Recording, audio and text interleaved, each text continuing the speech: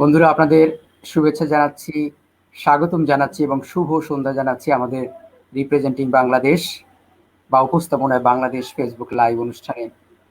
এবং অনেক আনন্দের সাথে জানাচ্ছি যে আজ সত্যি আমাদের জন্য অনেক আনন্দের যে একটি বিরাট উদ্যোগ নিয়ে, একটি বিরাট সামাজিক উদ্যোগ নিয়ে কয়েকজন চেঞ্জ মেকার মানুষের সাথে আমরা আজ একত্রিত হতে পেরেছি। এবং আপনাদের সাথে আমরা এমন কিছু মানুষের আজ পরিচয় করিয়ে দেব যারা এমনকি পৃথিবী জুড়ে চেঞ্জ মেকিং এর ভূমিকা পালন করছে সারা পৃথিবী জুড়ে। প্রথমেই পরিচয় করিয়ে দেই জনাব আবু সাইদ। তিনি সহকারী টাউন প্ল্যানার কেডিএ খুলনা। তিনি একজন অবিশ্বাস্য তরুণ যিনি একটি লাইব্রেরি প্রতিষ্ঠার মধ্য দিয়ে একটি অঞ্চলের দৃশ্যপট ইতিবাচকভাবে পাল্টে দিতে সাহায্য করছেন। এবং বলে রাখা ভালো যে দেশে বিদেশে বিপুল সংখ্যক মানুষের সমন্বিত উদ্যোগের ফলেই একটি জ্ঞান চর্চার কেন্দ্র, সামাজিক সহযোগিতার কেন্দ্র এবং মানবিক সহযোগিতার কেন্দ্র হিসেবে মাসুদ পারভেজ লাইব্রেরি সাতক্ষীরার শ্যামনগর উপজেলার আটুলিয়া গ্রামে গড়ে উঠেছে। নানাবিধ কার্যক্রম রয়েছে এই লাইব্রেরিকে কেন্দ্র করে। শিশু থেকে বয়স্ক প্রত্যেক রকমের মানুষের এখানে শিক্ষার ব্যবস্থা আছে, প্রশিক্ষণের ব্যবস্থা আছে, বিভিন্ন রকম সামাজিক সহযোগিতামূলক কার্যক্রম এখান থেকে পরিচালিত হয়। অসহায় মেধাবীদের পড়াশোনা চালিয়ে নেবার খরচ অনেক সময় এখান থেকে ব্যবস্থা করা হয়। শিশু কিশোরদের বিভিন্ন রকম খেলাধুলার আয়োজনের মধ্য দিয়ে সামাজিক এবং মানবিক হতে শিক্ষা দেওয়া হয়। বৃক্ষরোপণ কর্মসূচি, শীতবস্ত্র বিতরণ কর্মসূচি, বন্যার্তদের সহায়তা কর্মসূচি সহ বিভিন্ন কর্মসূচি এই লাইব্রেরির মধ্য দিয়ে পালন করা হচ্ছে। বই পড়া কার্যক্রম, কুইজ কম্পিটিশন থেকে শুরু করে মেধা চর্চার নানান বিষয় এখানে সম্পৃক্ত রয়েছে। এবং একজন স্বপ্নবাজ মানুষ এমনকি একটি পৃথিবী চিত্র পাল্টে দিতে পারে, সেখানে একটি লাইব্রেরি একটি পুরো জনপদের চিত্র কিভাবে পাল্টে দিচ্ছে সেসব নানান বিষয় নিয়ে আমরা আজ কথা বলবো। এবং আপনাদেরকে জানিয়ে রাখতে চাই, দেশে বিদেশ থেকে বিপুল সংখ্যক মানুষ আমাদের সাথে যোগ দিয়েছেন। এই লাইব্রেরির স্বপ্ন যার মাথায় প্রথম এসেছিল, উনি একটি ইনিশিয়েটিভ নিয়েছিলেন, জনাব আবু সাইদ, তিনি আমাদের সাথে আছেন। কিন্তু সাইদের সাথে দেশে বিদেশে আরো অনেক বন্ধুরা মিলেই আসলে এরকম একটা উদ্যোগ নেওয়া হয়েছিল। সেই উদ্যোগ চলছে, একটি অঞ্চলে বিপুল সংখ্যক মানুষকে অনুপ্রাণিত করে চলছে প্রতিনিয়ত। এইসব বিষয় নিয়ে আমরা আজ অনেক বিষয়ে কথা বলবো। সেই কথা বলার শুরুতে আমরা প্রথম একটু আপনাদেরকে মাঝখানে একজনের সাথে পরিচয় করে দিই, gratia. He is from Romania. Yes. He's a freelancer. He's a educational, entrepreneur, and he has some qualities. He's a co-founder of this project, as we have already known. So, welcome, Gracia, and good evening from Bangladesh. Thank you for the invitation. Don't mind, we will speak Bengali sometimes because our people will understand easily. So we are requesting you to not to feel bored. No, it's okay. But just as a suggestion, when I'm talking in English, then it will be better to synthesize and to explain to people which are watching us what I'm saying. Maybe not everyone understanding English. Yes, thank you very much. Romania থেকে গ্রাসিয়াকে যেমন আমরা পরিচয় করলাম, আরো একজন অসাধারণ মানবিক মানুষকে পরিচয় করতে যাচ্ছি আমরা। তিনি হচ্ছেন Mahi লুপো। Good evening from Bangladesh, Mahi Lupo. My computer got out of battery, so I had to put it on to plug it. No problem. We are on live, and people are watching us. Good evening from Bangladesh. I salute everybody. You are a good human, as we have already known. So thank you very much. Amra prothome we are going to Mr. Abu Said. শ্রোতা দর্শকরা, আপনারা বুঝতে পেরেছেন যে একটা বিরাট উদ্যোগ, দেশি বিদেশি বিপুল সংখ্যক বন্ধুদের একটি বিপুল উদ্যোগে গড়ে উঠেছে একটি সামাজিক মিলন কেন্দ্র, জ্ঞান বিতরণের কেন্দ্র, চর্চার কেন্দ্র, সহযোগিতার কেন্দ্র, মাসুদ পারভেজ লাইব্রেরি। এই লাইব্রেরির যিনি স্বপ্ন দেখেছিলেন সেই উদ্যোগী তরুণ যিনি একজন টাউন প্ল্যানার, আবু সাইদ। আমরা তার কাছে প্রথমে যাব এর শুরুর গল্পটা একটু শোনার জন্য। আবু সাইদ ভাই, আপনাকে স্বাগতম জানাচ্ছি এবং বলছি যে আমাদের শ্রোতা দর্শকদের জন্য যদি আপনার শুরুর গল্পটা একটু আমাদেরকে বলেন আর কি। জি ভাই, আসসালামু আলাইকুম। মাসুদ পারভেজ লাইব্রেরি, এটা আসলে চিন্তা চেতনাটা আমাদের একদিনে তৈরি হয়নি। এটার পিছনে আমাদের দীর্ঘদিনের একটা স্বপ্ন এবং পারিপার্শ্বিক কিছু অবস্থা, যেটা আমাদেরকে বিভিন্নভাবে ত্বরান্বিত করেছে এই লাইব্রেরিটা এস্টাবলিশ করার জন্য। বেসিক্যালি লাইব্রেরির পিছনের ব্যাকগ্রাউন্ড যদি বলতে চাই, তাহলে আমাকে আসলে একটু অনেক পিছনে ফিরতে হবে। আমি যদি আসলে 2004 সালে ব্যাক করি, যখন আসলে আমি ইউনিভার্সিটিতে পড়তাম, ঠিক ইউনিভার্সিটির থার্ড ইয়ারের স্টুডেন্ট ছিলাম। তো আপনি জানেন মামুন ভাই যে আমরা আসলে গ্রাম থেকে উঠে আসা স্টুডেন্ট। আমরা আমাদের বাড়ি সাতক্ষীরা সামনাগর, খুব প্রত্যন্ত একটা এলাকা। সেই এলাকা থেকে আসলে আমরা পড়ালেখার জন্য খুলনা শহরে এসেছি অনেক আগে, সেই 1993 সালে। তো যখন ইউনিভার্সিটিতে পড়ি, তখন দেখা গেছে যে যখন গ্রামে ফিরতাম, তখন গ্রামের অনেক লোক অনেকভাবে অনেক কথা জিজ্ঞাসা করতো। তো যখন ফোর্থ ইয়ারে পড়ি, তখন একদিন আমাদের ঠিক বাড়ির সামনে গ্রামে একটা দোকান আছে, মুদিখানার দোকান। তো সেই দোকানে আমাদের আব্দুল হামিদ বলে এক চাচা আছেন। চাচা বেসিক্যালি দোকানে বসেন, দোকানটা মূলত তারই। তো আমরা যখন গ্রামে যাই, তখন অনেক সময় দেখি যে আমরা তার দোকানে বসে আমরা আসলে টাইম পাস করতেছি, বা অনেক সময় চাচার সাথে গল্প করতেছি। আহ, চাচা অনেক রসিক মানুষ। চাচার সাথে আমরা অনেক মজা করি। তো এরকম একটা দিনে 2004 সালের কোনো এক দিনে আমি গ্রামে চাচার দোকানে বসে আছি। তো চাচা আমাকে জিজ্ঞাসা করছেন যে, আচ্ছা তোমরা যে বাইরে পড়ালেখা করতেছো, তো আমি ধরে নিলাম যে তোমরা একসময় খুব শিক্ষিত হবে, তোমরা ইউনিভার্সিটিতে পড়ালেখা করতেছো, একসময় খুব ভালো একটা জব পাবে, তোমার অনেক টাকা হলো, তোমার হয়তো শহরের মধ্যে বাড়ি থাকলো, গাড়ি থাকলো। তা আসলে আমরা গ্রামবাসী, আমার লাভ কি, বা আমাদের গ্রামবাসীদের লাভ কি? তো ঠিক চাচার এমন একটা কথা শুনে ঠিক বুঝে উঠতে পারতেছিলাম না যে আসলে চাচাকে কি রিপ্লাই দিব। তো চাচাকে আমি বললাম, চাচা আরেকটু বলেন তো ব্যাপারটা কি, আপনি আসলে কি বোঝাতে চাচ্ছেন এটা দিয়ে? আমি লেখাপড়া করলাম, আমার বাড়ি হলো, গাড়ি হলো, আসলে আপনি আমার কাছ থেকে কি চাচ্ছেন? তো চাচা আমাকে আবারও প্রশ্ন করলো যে, তুমি বলো, যে তুমি শিক্ষিত মানুষ, তুমি ইউনিভার্সিটিতে পড়তেছো, হয়তো তুমি একটা ভালো চাকরি পাবে, কিন্তু আসলে আমার লাভ কি, বা আমাদের গ্রামবাসীদের লাভ কি? তখন আমি চাচার কথাটাকে একটু সিরিয়াসলি নিয়ে বললাম যে, চাচা আসলে আপনি একটু খোলামেলাই বলেন ব্যাপারটা কি। তো চাচা আমাকে আসলে এক্সাম্পল দিয়ে বলতেছে যে, আমরা যখন ছোট ছিলাম, তখন আমাদের গ্রামেরই একটা স্টুডেন্টের কথা বললো। আমি তাকে নাম শুনছি অনেকবার, দেখার সৌভাগ্য এখনো পর্যন্ত হয়নি। তো উনি চাচা সেই ভালো স্টুডেন্টের এক্সাম্পল দিয়ে বলতেছে যে, উনি যখন এলাকাতে থাকতেন, ওনাদের ইকোনমিক অবস্থা অত ভালো ছিল না। তো আমরা সবসময় চেষ্টা করছি যে তাকে বিভিন্নভাবে সাহায্য সহযোগিতা করতে। অ্যাটলিস্ট আর্থিকভাবে না পারলেও হয়তো মন থেকে দোয়া করতাম যে স্টুডেন্ট ভালো, সে জানি ভালোভাবে পড়ালেখা করে, তার আল্লাহ যেন সকল বিপদ তাকে কাটায় উঠতে পারে। অ্যাটলিস্ট তার জন্য তো আমরা দোয়া করতাম। তো পরে দেখা গেছে যে সেই ভাই স্কলারশিপ পেলো, এসএসসি তে বোর্ড স্টার্ন করলো, পরে বুয়েটে পড়ালেখা করলো, এবং উনি একটা পর্যায়ে দেশের বাইরে ইউএসএ তে চলে গেলেন। তো উনি বলতেছেন ওনার এক্সাম্পলটা দিয়ে যে, আমরা তো ওনার জন্য দোয়া করতাম, তো আসলে উনি তো এখন ঠিক মতো গ্রামেও আসে না।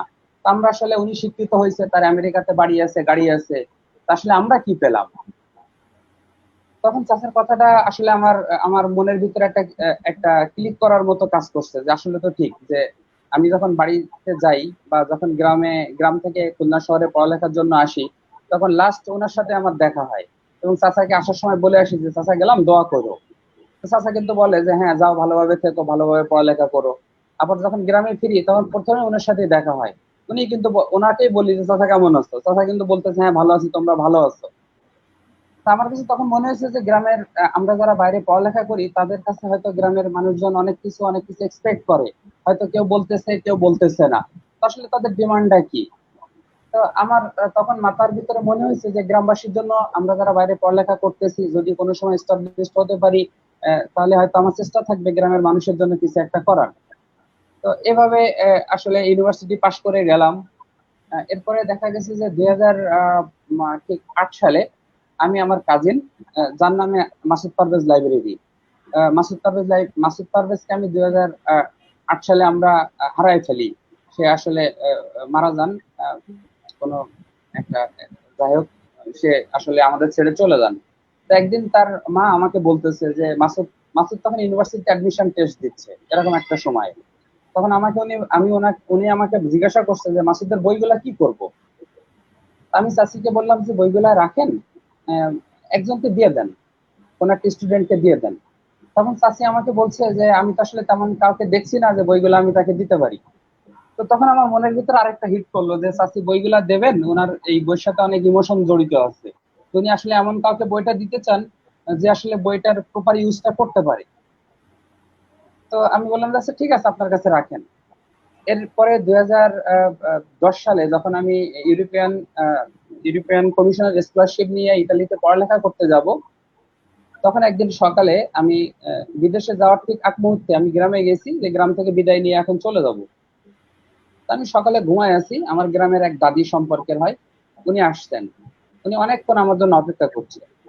আমি ঘুম থেকে উঠলাম, ওঠার পরে চাচি আমাকে বলছে যে তুমি তো চলে যাচ্ছ, আমার ছেলে এসএসসি পাস করলো, ভালো রেজাল্ট করছে, তাকে যে কলেজে ভর্তি করাবো এবং কলেজের যে বই কিনবো তার আসলে বই কেনার মতো টাকা নেই।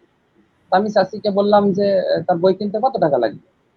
তো উনি আমাকে বললেন যে 900 টাকা লাগবে। তো আমি তাকে 900 টাকার একটা ব্যবস্থা করলাম, বললাম যে বই কিনে দেন। এরপরে তো আমি বিদেশে চলে গেছি। বিদেশে যাওয়ার পরে যখন 2012 সালে আসলাম, 2013 সালে সেই ছেলে ঢাকা ইউনিভার্সিটিতে ভর্তি হয়েছে। সে ঢাকা ইউনিভার্সিটিতে পরে পড়ালেখা করছে। তো এই ঘটনাগুলোর কারণে মনে হয়েছে যে গ্রামের মানুষের জন্য হয়তো কিছু একটা করা আমার উচিত, এবং সেটা মনে হয় যে লাইব্রেরি দিয়েই শুরু করা যেতে পারে। এভাবে লাইব্রেরি চিন্তাটা বেসিক্যালি আমার মাথার মধ্যে আসে। এর মধ্যে যখন আমি ইউরোপে পড়ালেখার জন্য যাই, ইরাসমাস মুন্ডাস স্কলারশিপ নিয়ে আমি ইউনিভার্সিটি অফ টরন্টোতে পড়ালেখা করছি। তখন আমাদের ইউনিভার্সিটিতে আমরা বেসিক্যালি 22টা দেশ থেকে 25 জন স্টুডেন্ট আমরা একসাথে পড়ালেখা করতাম। এবং আমাদের যে টিচার প্রফেসররা আসতেন, এরা বিভিন্ন দেশ থেকে আসতেন, কোন একটা টপিকের উপরে তারা এক্সপার্ট হয়ে তারা আমাদেরকে 2 দিন বা 3 দিন বা এরকম একটা কোর্স নেওয়ার জন্য কয়েকদিনের জন্য তারা ইউনিভার্সিটিতে আসতেন। তো ওই সময় আমাদের প্রফেসর ম্যাকগোয়ান, আমি তাকে খুব রেসপেক্ট করি মন থেকে, উনি খুবই ইন্টেলেকচুয়াল একজন person. Professor McGowan from university of Chapel Hill, USA. উনি আমাদের একটা কোর্স নেওয়ার জন্য আমাদের ইউনিভার্সিটিতে আসছিলেন। ওনার ফার্স্ট ক্লাসে উনি আমাদের উদ্দেশ্যে বলছেন যে আমি তোমাদের কাছ থেকে এমন কোন একটা কিছু শুনতে চাই যা তুমি এখনো পর্যন্ত তুমি তোমার কোনো ফ্রেন্ডের সাথে বা ইভেন তুমি কারোর সাথে শেয়ার করো নাই। এরকম একটা কিছু আমি তোমাদের প্রত্যেকের কাছ থেকে শুনতে চাই। তো আমার ফ্রেন্ডরা যারা আছেন সবাই তো তাদের মতো করে বলছেন। যখন আমার পালা আসলো, তখন আমি ফার্স্ট টাইম আমি বললাম যে আমি আমার ইচ্ছা আছে আমি এখান থেকে যখন ব্যাক করব তখন আমার গ্রামে একটা লাইব্রেরি স্থাপন করব। এটা ফার্স্ট আমি ওখানে এটা প্রকাশ করি এবং এটা প্রকাশ হয়। প্রকাশ হওয়ার পরে ক্লাস শেষ, স্যারও চলে গেলেন, প্রফেসর সাহেবও চলে গেলেন। এর মধ্যে আমার যে ফ্রেন্ডরা আছেন, গ্রাসিয়ান এখানে আছেন, গ্রাসিয়ান বিষয়টা জানেন। আমার ফ্রেন্ডরা তারা বিষয়টা নিয়ে খুব ইন্টারেস্টেড হলো যে তুমি আসলে যে লাইব্রেরিটা করতে চাও, আমাদেরকে একটু ডিটেলস বলো, তুমি আসলে কিভাবে করতে চাও, তোমার প্ল্যান কি, তুমি কিভাবে চিন্তা করতেছো, এবং এর ফান্ড কিভাবে আসবে, তোমার মেকানিজমটা কি হবে, এটা কিভাবে ফিউচারে রান করবে, এই সম্পর্কে তারা অনেক ইন্টারেস্ট দেখালো। তা আমি যতদূর তাদেরকে ইনিশিয়াল স্টেজে তাদের সাথে আমি আমার লাইব্রেরিটা শেয়ার করলাম। ঠিক তখন ওরকম একটা সময়ে, এটা 2011 সালের মার্চের কোনো একটা সময়ে, আমাদের এক ফ্রেন্ড আছেন Mujib Istanikzai, he is from Afghanistan and now he lives in USA. সে আমাকে বললেন যে ঠিক আছে, তোমার লাইব্রেরি করার জন্য তো অনেক ফান্ড লাগবে, এখন তো ফান্ড কালেকশন করতে হবে। আমার ফ্রেন্ডরা দেখলাম যে তারা অনেক উৎসাহী ব্যাপারটা নিয়ে, এবং তারা বিশেষ করে গ্রাসিয়ান, আমার আরো কিছু ফ্রেন্ড আছেন যাদের নাম না বললে হয় না, যেমন Milos from Serbia, Shashka from Mongolia, এবং মুজিব, এবং এরকম আমাদের প্রত্যেকটা ফ্রেন্ডই, এবং আমার বাংলাদেশি কিছু ফ্রেন্ড আছে, বিশেষ করে তাসবিরুল আবির, তার নাম আমাকে বলতে হবে, ফারা জাকারিয়া, তারা প্রত্যেকে খুব ইন্টারেস্টেড হলো ব্যাপারটা নিয়ে। এবং মুজিব তখন আমাকে বললেন যে ঠিক আছে, তাহলে আমরা একটা কাজ করি, আমরা তো সবাই তোমার রুমে আসি, তুমি একটা কাজ করো, তোমার রুমে একটা বক্স রাখো, আমরা যে যখন তোমার রুমে আসবো তোমার লাইব্রেরি এস্টাবলিশ করার জন্য, আমরা ওখানে যে যখন যেভাবে পারি আমরা কিছু কন্ট্রিবিউট করব। তো দেখা গেল আমি তার পরামর্শে আমার রুমের মধ্যে একটা বক্স রাখলাম, এবং ফার্স্ট কন্ট্রিবিউট করছে আমার বাংলাদেশি এক ফ্রেন্ড, তার নাম রূপা। সে আমার খুলনা ইউনিভার্সিটির ফ্রেন্ড, ওই ফার্স্ট ওই বক্সে সে 20 ইউরো কন্ট্রিবিউট করে। তারপর থেকে বেসিক্যালি কন্ট্রিবিউশনটা শুরু হয়ে যায়। আমার যে ফ্রেন্ডরা যখনই আমার রুমে আসে তারা আসলে কন্ট্রিবিউট করে, এবং এইভাবে কন্ট্রিবিউশনটা শুরু হয়ে যায়। এর মধ্যে আমরা মোটামুটি একটা আইডিয়া, লাইব্রেরি সম্পর্কে যে আইডিয়াটা ছিল আমরা পেপারে নিয়ে আসলাম, ফ্রেন্ডরা সবাই দেখলো, এবং এখানে অনেক ফ্রেন্ডের কন্ট্রিবিউশন আছে কিভাবে লেখাটাকে আরো ইমপ্রুভ করা যায়। সবকিছু নিয়ে মোটামুটি একটা সেট আপ বা একটা পেপারের মতো মোটামুটি রেডি হয়ে গেল।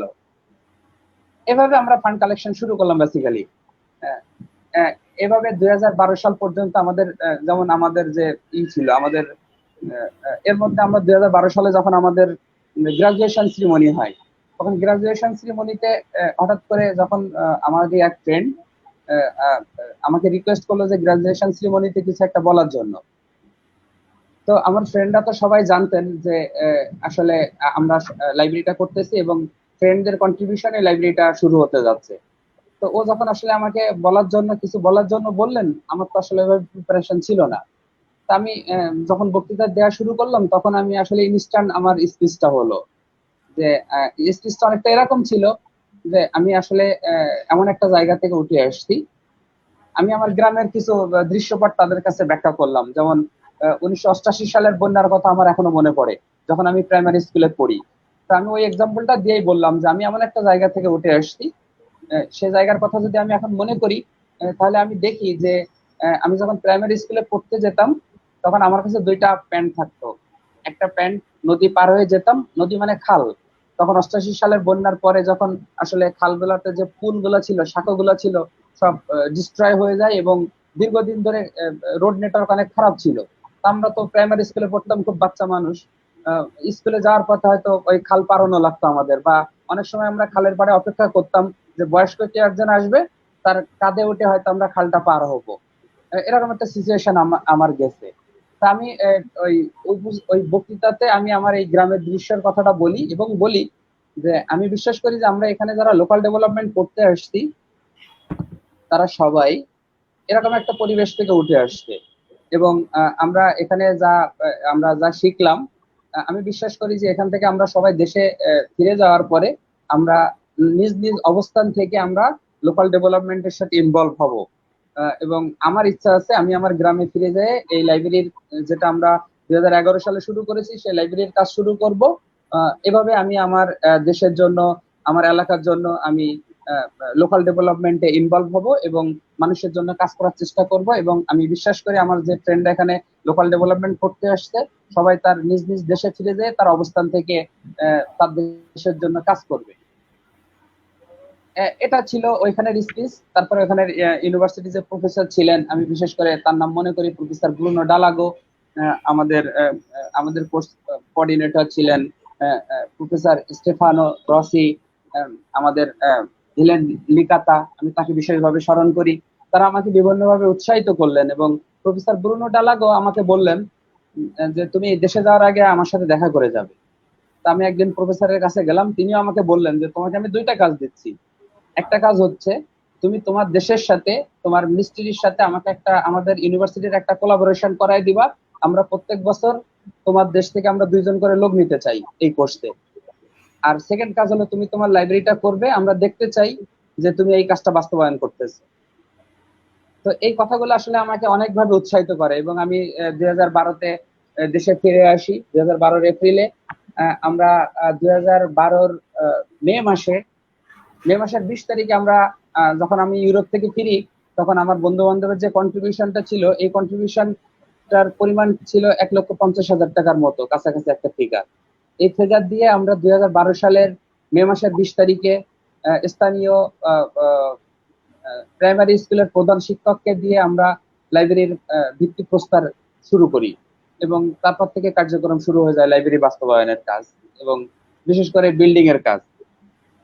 আমরা চিন্তা করে দেখলাম যে লাইব্রেরিটা আসলে আমরা যদি শুরু করি একটা ঝুপড়ি টাইপের বা অস্থায়ী কিছু দিয়ে আমরা শুরু করতে পারতাম, কিন্তু আমরা চিন্তা করলাম যে আমরা যদি অস্থায়ী কিছু দিয়ে শুরু করি তাহলে একটা পর্যায়ে হয়তো লাইব্রেরিটা শুরু হবে, কিন্তু কিছুদিন পরে যখন ঝড়ে বা বৃষ্টিতে এই অস্থায়ী ঘরটা ধ্বংস হয়ে যাবে তখন রিপেয়ার করার মতো হয়তো ফান্ড আমাদের কাছে থাকবে না। এবং দেখা যাবে যে লাইব্রেরির ভিতরে যে ফার্নিচার, বই, ম্যাটেরিয়ালস আছে সেগুলো একটা পর্যায়ে নষ্ট হয়ে যাবে এবং আমরা দেখা যাবে যে আমরা সেটা ম্যানেজ করতে পারতেছি না। তো আমরা চিন্তা করলাম যে এই জন্য আমাদের একটা পার্মানেন্ট স্ট্রাকচার দরকার। পার্মানেন্ট স্ট্রাকচার যদি হয় তাহলে আমাদের বই, ম্যাটেরিয়ালস সবকিছুই ভালো মতো সাইদ ভাই, থাকবে এবং ভাই থ্যাংক ইউ ভেরি মাচ। আমরা এবং আপনার কাছে একটু পরে আবার আসবো, যেহেতু ওরা ওয়েট করছে অনেকক্ষণ ধরে, ওদের জি জি ভাই। কথা বলি, তারপর আমরা আবার আসবো আর কি। হ্যাঁ, উই উইল গো টু হ্যাঁ, Lupu. Probably you're requested to unmute yourself, Lupu. Lupu, hi. Lupu, you are a great soul. On your Facebook, we see that you are a founder of EduCap International, co-founder of Short Film Breaks, former international resident Resider Catering Foundation, cultural specialist. Yeah. There are so many things you have involved yourself, and you know, as we have listened about you, that you guys involved in so many countries with your good heart, with your initiative, with your knowledge, with your experiences. First of all, congratulations from our part. This is you as a human. You have done at least. What do you think? A library, how? First question is, how did you involve with the library? And then you will go for how much a library can do for a society. Yeah, thank you so much for inviting me in this panel. I salute, of course, you and then my very good friends Syed, and also Graziano, and those that are live and are watching us. I'm a big fan of libraries. I mean, I'm so big fan of libraries that I have dedicated the last 7 or more 8 years of my life, a lot of my time out of these 8 years of my life towards working with libraries in Europe, in Africa, in Asia, in Central America. So I'm a big supporter of libraries, but not necessarily libraries as you know, guardians of books. I'm interested in libraries as I see their potential to become cultural, social, educational hubs, informational hubs. And in my opinion, the library can become one of the most important institutions in a local community. It can become as important, if not more important, for the community than a school. And the way I'm saying this, the reason I'm saying this is that the school usually is intended to be followed by kids, right, and adolescents. Once you get out of school, you will not see a lot of adults. You will not see a lot of seniors going to school. Whereby at the library, if it's functioning correctly, you can create contexts of knowledge, of information that are suitable for kids, adolescents, young adults, and seniors. So you can have all the spectrum of a community that can come and circulate and consume information, workshops, trainings, books, newspapers, magazines, online information, movies, all kinds of things. But it depends how do we see the library. And here is where I'm so much into and connected to Syed and the project in Somalia, Masoud Parvez Library, because Syed is not seeing the library as solely a place with books. Is seeing the library as a big contributor to local development. Because imagine, when we talk about library, usually we talk about books, right? But what about the library of seeds? It's also a library. It's a library of seeds, something that are useful for the community, and then they can come there and again can find the right seeds that are good for that particular soil. So it's a library of seeds. What about the library of things? What about the library of tools, right? What if we don't buy all of us, because sometimes it's expensive to have in each household a specific tool. What about if we have a few of them in the library, and then people can come and borrow these tools from the library? It's a library of tools. So it's important to see, on one hand, the importance of having a neutral space, which is the library, where you circulate neutral and common knowledge and general knowledge information. But second, it's a matter of how can we grow a library, and how can we connect the library with other institutions, right? So for me, when I'm looking at the potential of the library, I'm very interested then to find ways to get as much as possible organizations, professionals, Lupu, if you don't mind, if you don't mind, could you believe Please. that on book can change on a man? Pardon? Sorry? Could you believe that on book can change the life of a man? Why not? I mean, sometimes a discussion with the person can change the way you think. Of course, if it's a good book and if it's read in the right moment of your life, when you are opened to what is written there, it can change. But listen, I mean, it can change you for good or for bad. So in order to change you for good, we need to know how to read. We are basically talking about good books. A good book can change a man dramatically. It can change a person, definitely. Can change a person, definitely. But I mean, if that book is changing him, her dramatically, then it might be that he or she did not used to read a lot before. So it's a matter of, once you have a habit of getting information and good information from books, from magazines, from events and so on, then you might have wow moments, but you will not be so changed that everything is different now. It's like, when you see a good movie, it's not that after you see a good movie, the whole world is different. You have a different perspective, and this different perspective is getting inside you and is working with the rest of things that you have inside you. But I'm a very big supporter of the idea of having recurrent knowledge that we need to consume, and not have like this, in a graph. You go like this, but to have like this, like a big river or a sea that is going.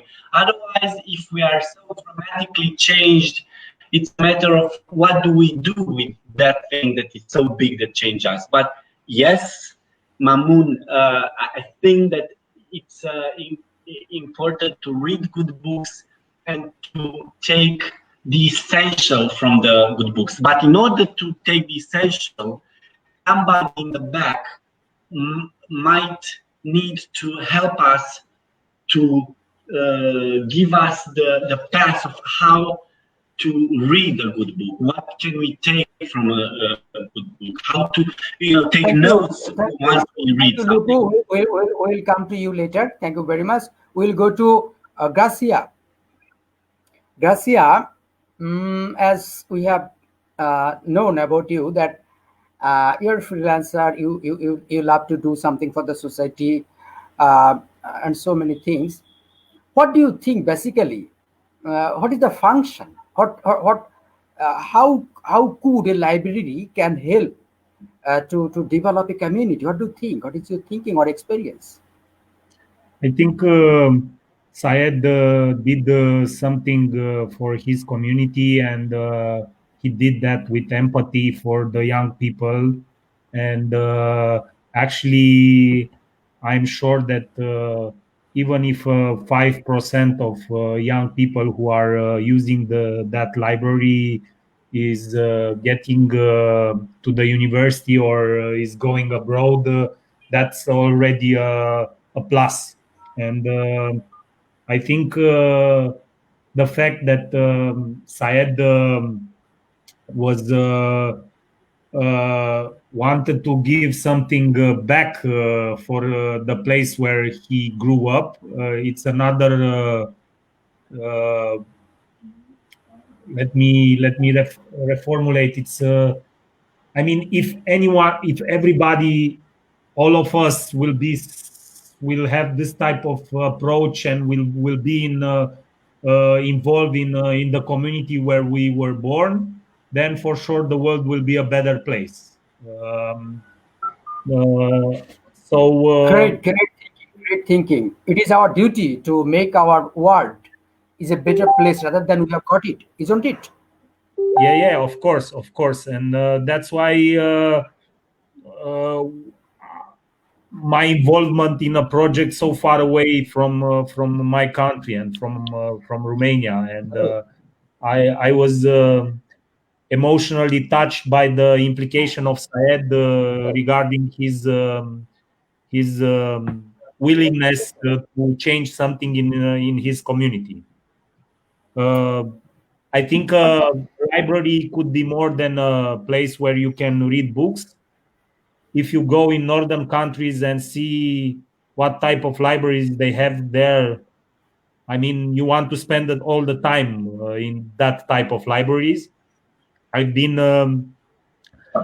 last year in Sweden and Denmark, and all the time that I spend, I mean, the majority of the time spent working was in a library, because it has a cool architecture, because in that library everything was happening, because it's also an entertainment place, and it's also a place where you can go with the kids, and also it's a place where you can play theater, and it's also a place where you can play games. So it's everything actually. The library is like a social hub where things are happening, and this is what we want to see. I think this is what's happening also in Masood Parvez library, and we talk with Garcia, there is a saying that influence, the power of influence. Every man has something to influence others, and a library can influence a big. Do you believe that a library can influence a big? Of course, as I told you earlier, because I didn't know that we are having a live streaming right now, but I told you before going to the live stream, I told you that library is a place of knowledge. A library is a place where you can shape your mind, where you can get the knowledge tools, and open the world, because the world can open in your face in a place of full of knowledge, and you can learn a lot, and you can use laptop and see the internet, and you can you can do sports, and you can connect with other people, and you can learn from other people. So of course a library, it's a place which can develop a community, that's for sure. Thank you very much. Garcia, will come to you next. আমরা একটু সাইদ ভাইয়ের কাছে যাবো। সাইদ ভাই, আমার মনে হয় বা আমরা মনে করতে পারি এটা একটা বিরাট ফোরামে আমরা কথা বলছি, যেখানে আপনার সম্মান জানানোর সুযোগ আছে। আপনি কিছু নাম এর আগে উচ্চারণ করেছেন। আপনার এই মুহূর্তে মনে পড়ছে এরকম কিছু নাম, দেশি বিদেশি নাম, যারা সত্যি এখানে কাজ করেছেন, তাদের নাম যদি আপনি একটু উচ্চারণ করতে চান। হ্যাঁ, মামুন ভাই, সত্য কথা বলতে কি যে এই লাইব্রেরির সাথে অ্যারাউন্ড 50 দেশের ফ্রেন্ডরা ইনভলভ, অ্যারাউন্ড 50। এবং এর মধ্যে ধরেন যে জার্মানি আছে, রোমানিয়া আছে, ইটালি আছে, জাপান আছে, মাদাগাস্কার আছে। মাদাগাস্কারের আমার এক ফ্রেন্ড আছে, হিন্দ্রাবে। তো সেও আমাদের লাইব্রেরির সাথে ইনভলভ, এবং সে ভালোভাবে ইনভলভ, এবং সে আমাকে কিন্তু বিভিন্নভাবে লাইব্রেরিকে নিয়ে আমাকে সে গাইড করতে থাকে যে সাইড এভাবে, এই কাজটা এভাবে করা উচিত। আমি বিশেষ করে মনে করতে চাই যে স্টেফানো আমার এক friend, he is from Italy, and when I was in Europe, he motivated me a lot in many ways. Gracian is one of them also. Milos, he is also a great man. I miss him very much. He also encouraged me a lot. আমি বিশেষ করে মনে করতে চাই যে আমাদের ইউনিভার্সিটিতে Helen লিকাতা, উনি বেসিক্যালি আমাদের প্রোগ্রাম কোঅর্ডিনেটর হিসেবে কাজ করতেন। স্টেফানো রসি, সেও প্রোগ্রাম কোঅর্ডিনেটর হিসেবে কাজ করতেন। আমার আরো কিছু ফ্রেন্ড আছেন, বাংলাদেশি ফ্রেন্ড, যারা আমরা একসাথে ইউরোপে পড়ালেখা করতাম। তাসবিরুল, সে এখন অস্ট্রেলিয়াতে পিএইচডি করছেন। আমার খুলনা ইউনিভার্সিটির অনেক বড় ভাই আছেন, তার মধ্যে আমাদের রিনু ওয়াইজম্যান অধিকারী বলে এক বড় ভাই আছেন। উনি তখন ডেনমার্কে উনি মাস্টার্স করতেন।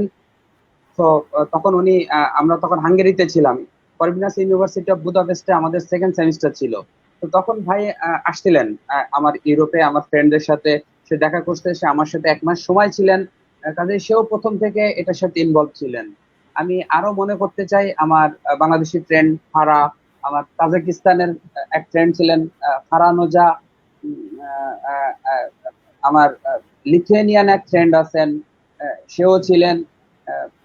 এরকম মানে মোটামুটি Gracian also can add some name with this. Gracian, we are talking about our friends who are involved with our library from the beginning. So I am talking about our friends. Mujib Stanik Zai, I already talked about him. Right now it's the birthday of Adams from Sierra Leone, and I wrote him a message. Adams. Picture from this live I'm streaming. sorry that I forgot about his birthday. Syed is mentioning everyone from Code, and happy birthday to Adams in Sierra Leone, and Jeline from Tanzania is sending you greetings. Yeah. So 22 we studied 25 from 22 countries, you know. So all of them are strongly related with this library, and not only our friends, but also our university professors from various countries. And I also remember my Bangladeshi friends from Khulna University, from my school, from my college as well. মানে বাংলাদেশের আসলে বলতে গেলে কি যে আমি এই লাইব্রেরিটা করার পিছনে আমার বাংলাদেশি যে ফ্রেন্ডদের অবদান আছে, তারা বিভিন্নভাবে শুধু আমার লাইব্রেরিতে না, আমার লাইফেও তারা ওতপ্রোতভাবে জড়িত বেসিক্যালি। একই সাথে আপনাকে একটু হেল্প করতে চাই, সেটি হচ্ছে আপনার এলাকার যে সমস্ত মানুষেরা, তারাও কিন্তু গুড হিউম্যান, তাদেরও বিপুল সহযোগিতা, সমর্থন, আন্তরিকতা ছাড়া তো আপনারা এগোতে পারতেন না, তাই না? না, অবশ্যই না। লাইব্রেরিটার সফলতা ডিপেন্ড করছে আমার গ্রামবাসীদের উপরে, এবং বিশেষ করে যারা স্টুডেন্ট আমার গ্রামের। তাদের কারো কথা মনে পড়ছে আপনার এই মুহূর্তে? হ্যাঁ, অবশ্যই। বিশেষ করে আমি কয়েকটা আমাদের ভলেন্টিয়ারদের নাম আমি বিশেষ করে বলতে চাই। আমাদের লাইব্রেরিটা আমরা 2016 সালের ফেব্রুয়ারি মাসে 15 ফেব্রুয়ারি আমরা লাইব্রেরিটা সবার জন্য ওপেন করে দিই, এবং তারপর থেকে আজ পর্যন্ত লাইব্রেরিটা কিন্তু পরিচালিত হচ্ছে গ্রামের এই স্টুডেন্ট যারা ভলেন্টিয়ার হিসেবে কাজ করছে তাদের দিয়েই। তার মধ্যে হাসানুল বান্না বলে একটা স্টুডেন্ট আছেন, মাহমুদ হাসান আছেন। এরা প্রথম থেকে লাইব্রেরিকে অনেকভাবে পরিশ্রম দিয়ে যাচ্ছেন। সুমন বলে একটা ছেলে আছেন, সে এখন ক্লাস 7-এ পড়ে, সে অনেক পরিশ্রম করে এটার জন্য। হাসান হোসেন, 2 ভাই, তারা যমজ, তারা এটার জন্য পরিশ্রম করেন। মানে ভাই সত্য কথা বলতে কি যে গ্রামের যে স্টুডেন্টরা তারা কিন্তু লাইব্রেরি ব্যবহার করতে পেরে অনেক খুশি। আমি যদি কিছু এক্সাম্পল দিয়ে বলি যে আসলে দেখা যায় কি যে হাই স্কুলে অনেকে কম্পিউটার কোর্স নিচ্ছে, কিন্তু তারা কিন্তু কম্পিউটার ইউজ করার মতো সুযোগ তাদের নাই, তারা কম্পিউটার কিনতে পারছে না। আমরা যেদিন লাইব্রেরি উদ্বোধন করি 2016 সালের 15ই ফেব্রুয়ারি, তখন আমার এই রোমানিয়ান ফ্রেন্ড, আমার কিছু নেপাল থেকে কিছু ফ্রেন্ড আসেন। তখন তারা আসার সময় কিন্তু 5টা ল্যাপটপ নিয়ে আসে আমাদের লাইব্রেরির জন্য, এবং এই ল্যাপটপ গুলা কিন্তু আমাদের লাইব্রেরিতে আছেন এবং গ্রামের স্টুডেন্টরা ল্যাপটপ গুলা ইউজ করে। তো প্রথম দিকে তারা যখন ল্যাপটপ ইউজ করে তখন তাদের ভিতরে একটা ভীতি কাজ করতো যে ল্যাপটপ যদি নষ্ট হয়ে যায়, আমরা যদি তাদেরকে কিছু বলি। তো আমরা কিন্তু তাদেরকে এইভাবে উৎসাহিত করছি যে তুমি ল্যাপটপটা নষ্ট করো, তুমি ইউজ করতে করতে ল্যাপটপ নষ্ট করো, আমরা আবার কিনবো। তুমি যদি ল্যাপটপ নষ্ট না করো তাহলে তুমি শিখবে কিভাবে? তুমি যাও, তুমি ইউজ করো। পরে দেখা গেছে কি যে এই বাচ্চারা লাইব্রেরিতে ঢুকে ল্যাপটপ সুইচ অন করতেছে, তারা ইচ্ছা মতো অন করতেছে, আবার ইচ্ছা মতো পেজ ওপেন করতেছে, তারা গেমও খেলতেছে। পরে একটা পর্যায়ে তারা আবার ইভেন তারা কম্পিউটার ঠিক মতো বন্ধও করতে পারে না, সেভাবে চাপা দিয়ে চলে আসছে। পরে আমাদের ভলেন্টিয়াররা সেগুলো ম্যানেজ করতেছে। তো প্রসঙ্গ হচ্ছে যে গ্রামের একজন গার্জিয়ান, একজন একজন স্টুডেন্টের বাবা যখন দেখেন যে সে তার বাচ্চার জন্য কম্পিউটার কিনে দিতে পারতেছে না, কিন্তু তার বাচ্চা নির্ভয়ে লাইব্রেরিতে যেয়ে ল্যাপটপটা ইউজ করতেছে, তখন কিন্তু ওই লোকটা সহ খুশি লাইব্রেরিটার উপরে। তো গ্রামবাসী কিন্তু এইভাবে বিভিন্নভাবে আমাদের লাইব্রেরির সাথে ইনভলভ। আমরা কিন্তু সবসময় চেষ্টা করেছি যে আমরা জানি এখনকার দিনে বাচ্চারা স্টুডেন্টরা কিন্তু বই পড়ার প্রতি তাদের আগ্রহ একটু কম। মানে আমরা ছোটকালে যেমন ভাবে লাইব্রেরিটাকে আমরা চিন্তা করতাম, এখনকার দিনে বাচ্চারা কিন্তু আসলে অনেকটা ডিজিটাল হয়ে যাওয়ার কারণে তারা কিন্তু বই পড়ার প্রতি তাদের এই যে অনাগ্রহ, আমরা কিন্তু চেষ্টা করছি বিভিন্ন অ্যাট্রাকটিভ কিছু কার্যক্রম পরিচালনা করে স্টুডেন্টদেরকে লাইব্রেরিমুখী করে রাখার জন্য। যেমন আমি যদি কয়েকটা প্রোগ্রামের কথা আপনাকে বলি, আমাদের একটা প্রোগ্রাম আছে যে ভোকাবুলারি কম্পিটিশন। আমরা দেখেছি যে আমাদের লাইব্রেরিতে একটা হোয়াইট বোর্ড আছে, আমরা ওইখানে প্রত্যেকদিন একটা করে ওয়ার্ড লিখি। আমাদের টার্গেটটা হচ্ছে যে বাচ্চা লাইব্রেরিতে আসুক এবং সে প্রত্যেকদিন যদি একটা করে ওয়ার্ড মুখস্থ করতে পারে, আমরা যদি টোটাল মাস হিসাব করি যে মাসে 30টা ওয়ার্ড কিন্তু সে মুখস্থ করতে পারতেছে। আমি ধরে নিচ্ছি যে মাসে সে 30টা মুখস্থ মনে রাখতে পারছে না, সে 5টা মনে রাখতে পারছে। যদি সে 5টা মনে রাখতে পারে তাহলে এক বছরে কিন্তু সে 60টা ওয়ার্ড মুখস্থ রাখতে পারে। আমি চিন্তা করে দেখলাম যে ক্লাস 1 থেকে ক্লাস 10 পর্যন্ত একটা বাচ্চা যদি আমাদের এই ভোকাবুলারি কম্পিটিশনের সাথে ইনভলভ থাকে, তাহলে কিন্তু সে তার ক্লাস 1 থেকে 10 পর্যন্ত সে 10 বছরে 600টা ওয়ার্ড মুখস্থ রাখতে পারে। আমরা জানি যে একটা পর্যায়ে বাচ্চারা যখন 8-9-এ ওঠে তখন তারা সেন্টেন্স মেকিংটা শিখে যায়, কিন্তু সেন্টেন্সের কোয়ালিটিটা কিন্তু ডিপেন্ড করে সে কি কোন ওয়ার্ডটা ইউজ করতেছে, তার উপরে কিন্তু না সেন্টেন্সের কোয়ালিটিটা ডিপেন্ড করে। আমরা এই বিষয়ে আসবো, এই বিষয়ে আপনার কাছে আসবো। একটু সংক্ষেপে জানতে চেয়েছি যে কি কি কার্যক্রম বেসিক্যালি এখান থেকে পরিচালিত হচ্ছে। আমরা জেনেছি যে বন্যার্থীদের সহযোগিতা, যারা অসচ্ছল মেধাবী তাদের সহযোগিতা, নানা রকম ইভেন্টস আছে। আপনি কি অন বাই অন একটু আমাদের বলবেন যে কি কি কার্যক্রম এখান থেকে পরিচালিত হচ্ছে? হ্যাঁ মোহন ভাই, বেসিক্যালি তো ধরেন যে 2020 সালে তো লাইব্রেরি মার্চ মাস থেকে বন্ধ, আমরা আসলে এই বছর তেমন কার্যক্রম করতে পারিনি। কিন্তু 2016 সাল থেকে আমরা এতদিন পর্যন্ত যে কার্যক্রমগুলো পরিচালনা করছি তার মধ্যে অন্যতম যে কার্যক্রমগুলো ছিল, যেমন এই যে শব্দার্থ প্রতিযোগিতা ছিল, এর মধ্যে ছিল যে বই পড়ার প্রতিযোগিতা ছিল। আমরা বিভিন্ন সময়ে কয়েকটা বই সিলেক্ট করে দিছি, সেই বই পড়ার মধ্য থেকে আমরা কিন্তু একটা প্রশ্ন করে তাদেরকে কে কত পড়ালেখা, জাস্ট হলো টিক দেওয়া টাইপের কোশ্চেন আর কি, এমসিকিউ টাইপের কোশ্চেন। সেখান থেকে আমরা কিন্তু বই পড়ার এই প্রতিযোগিতাটা কিন্তু আমরা কন্টিনিউ করেছি। আমরা কিন্তু রচনা প্রতিযোগিতাও করেছি। আমরা প্রত্যেক বছরে আমাদের একটা ক্যালেন্ডার আছে, প্রত্যেক মাসে আমাদের অ্যাক্টিভিটিস আছে। ভোকাবুলারি কম্পিটিশন তো প্রত্যেক মাসেই আছে, এর সাথে প্রত্যেক মাসে আরো অন্য 2-1টা করে অ্যাক্টিভিটিস আছে, যেমন খেলাধুলা আছে। এবং এই খেলাধুলাতে আমি একটা এক্সাম্পল দিয়ে বলি যে একবার আমি তখন গ্রামে উপস্থিত আছি, তো সেই জন্য ওই প্রোগ্রামটা ছিল যে ফুটবল খেলার কম্পিটিশন হবে একটা। তা আমি নিজে মাঠে উপস্থিত আছি, দেখলাম যে অনেক পার্টিসিপেন্ট, 20-25 জনের মতো পার্টিসিপেন্ট হবে। তা আমি বললাম যে 20-25 জন তো সবাই খেলাতে অংশগ্রহণ করতে পারবে না, তো স্টুডেন্টরা সবাই হতাশ, কেন পারবে না? তা আমি বললাম যে অংশগ্রহণ শুধুমাত্র তারাই করবে যারা গত মাসে লাইব্রেরিতে আসছে। আমাদের কিন্তু একটা রেজিস্টার আছে, যারা লাইব্রেরিতে আসে তারা কিন্তু রেজিস্টার মেনটেন করে। হ্যাঁ, তো আমি রেজিস্টার দেখলাম, রেজিস্টার দেখে যারা যারা গত মাসে লাইব্রেরিতে ইন করছে এবং একটা নির্দিষ্ট সময় পর্যন্ত থাকছে, শুধুমাত্র তারা খেলাতে অংশগ্রহণ করতে পারবে। ফলে দেখা গেছে যে অনেক স্টুডেন্টের মন খারাপ। আমি কিন্তু তাদেরকে বললাম যে তোমরা পারবা না তা কিন্তু না, তোমরা আজকের গেমে অংশগ্রহণ করতে পারলে না, তোমরা লাইব্রেরিতে নিয়মিত আসতে পারলে পরবর্তী কোনো কম্পিটিশনে তোমরা অংশগ্রহণ করতে পারবে। তারপরে কিন্তু স্টুডেন্টের মধ্যে একটা চলে আসছে, ভাব চলে, মানে একটা আগ্রহ চলে আসছে যে না, আমি বিভিন্ন কম্পিটিশনে অংশগ্রহণ করতে গেলে কিন্তু আমার লাইব্রেরিতে আসতে হবে।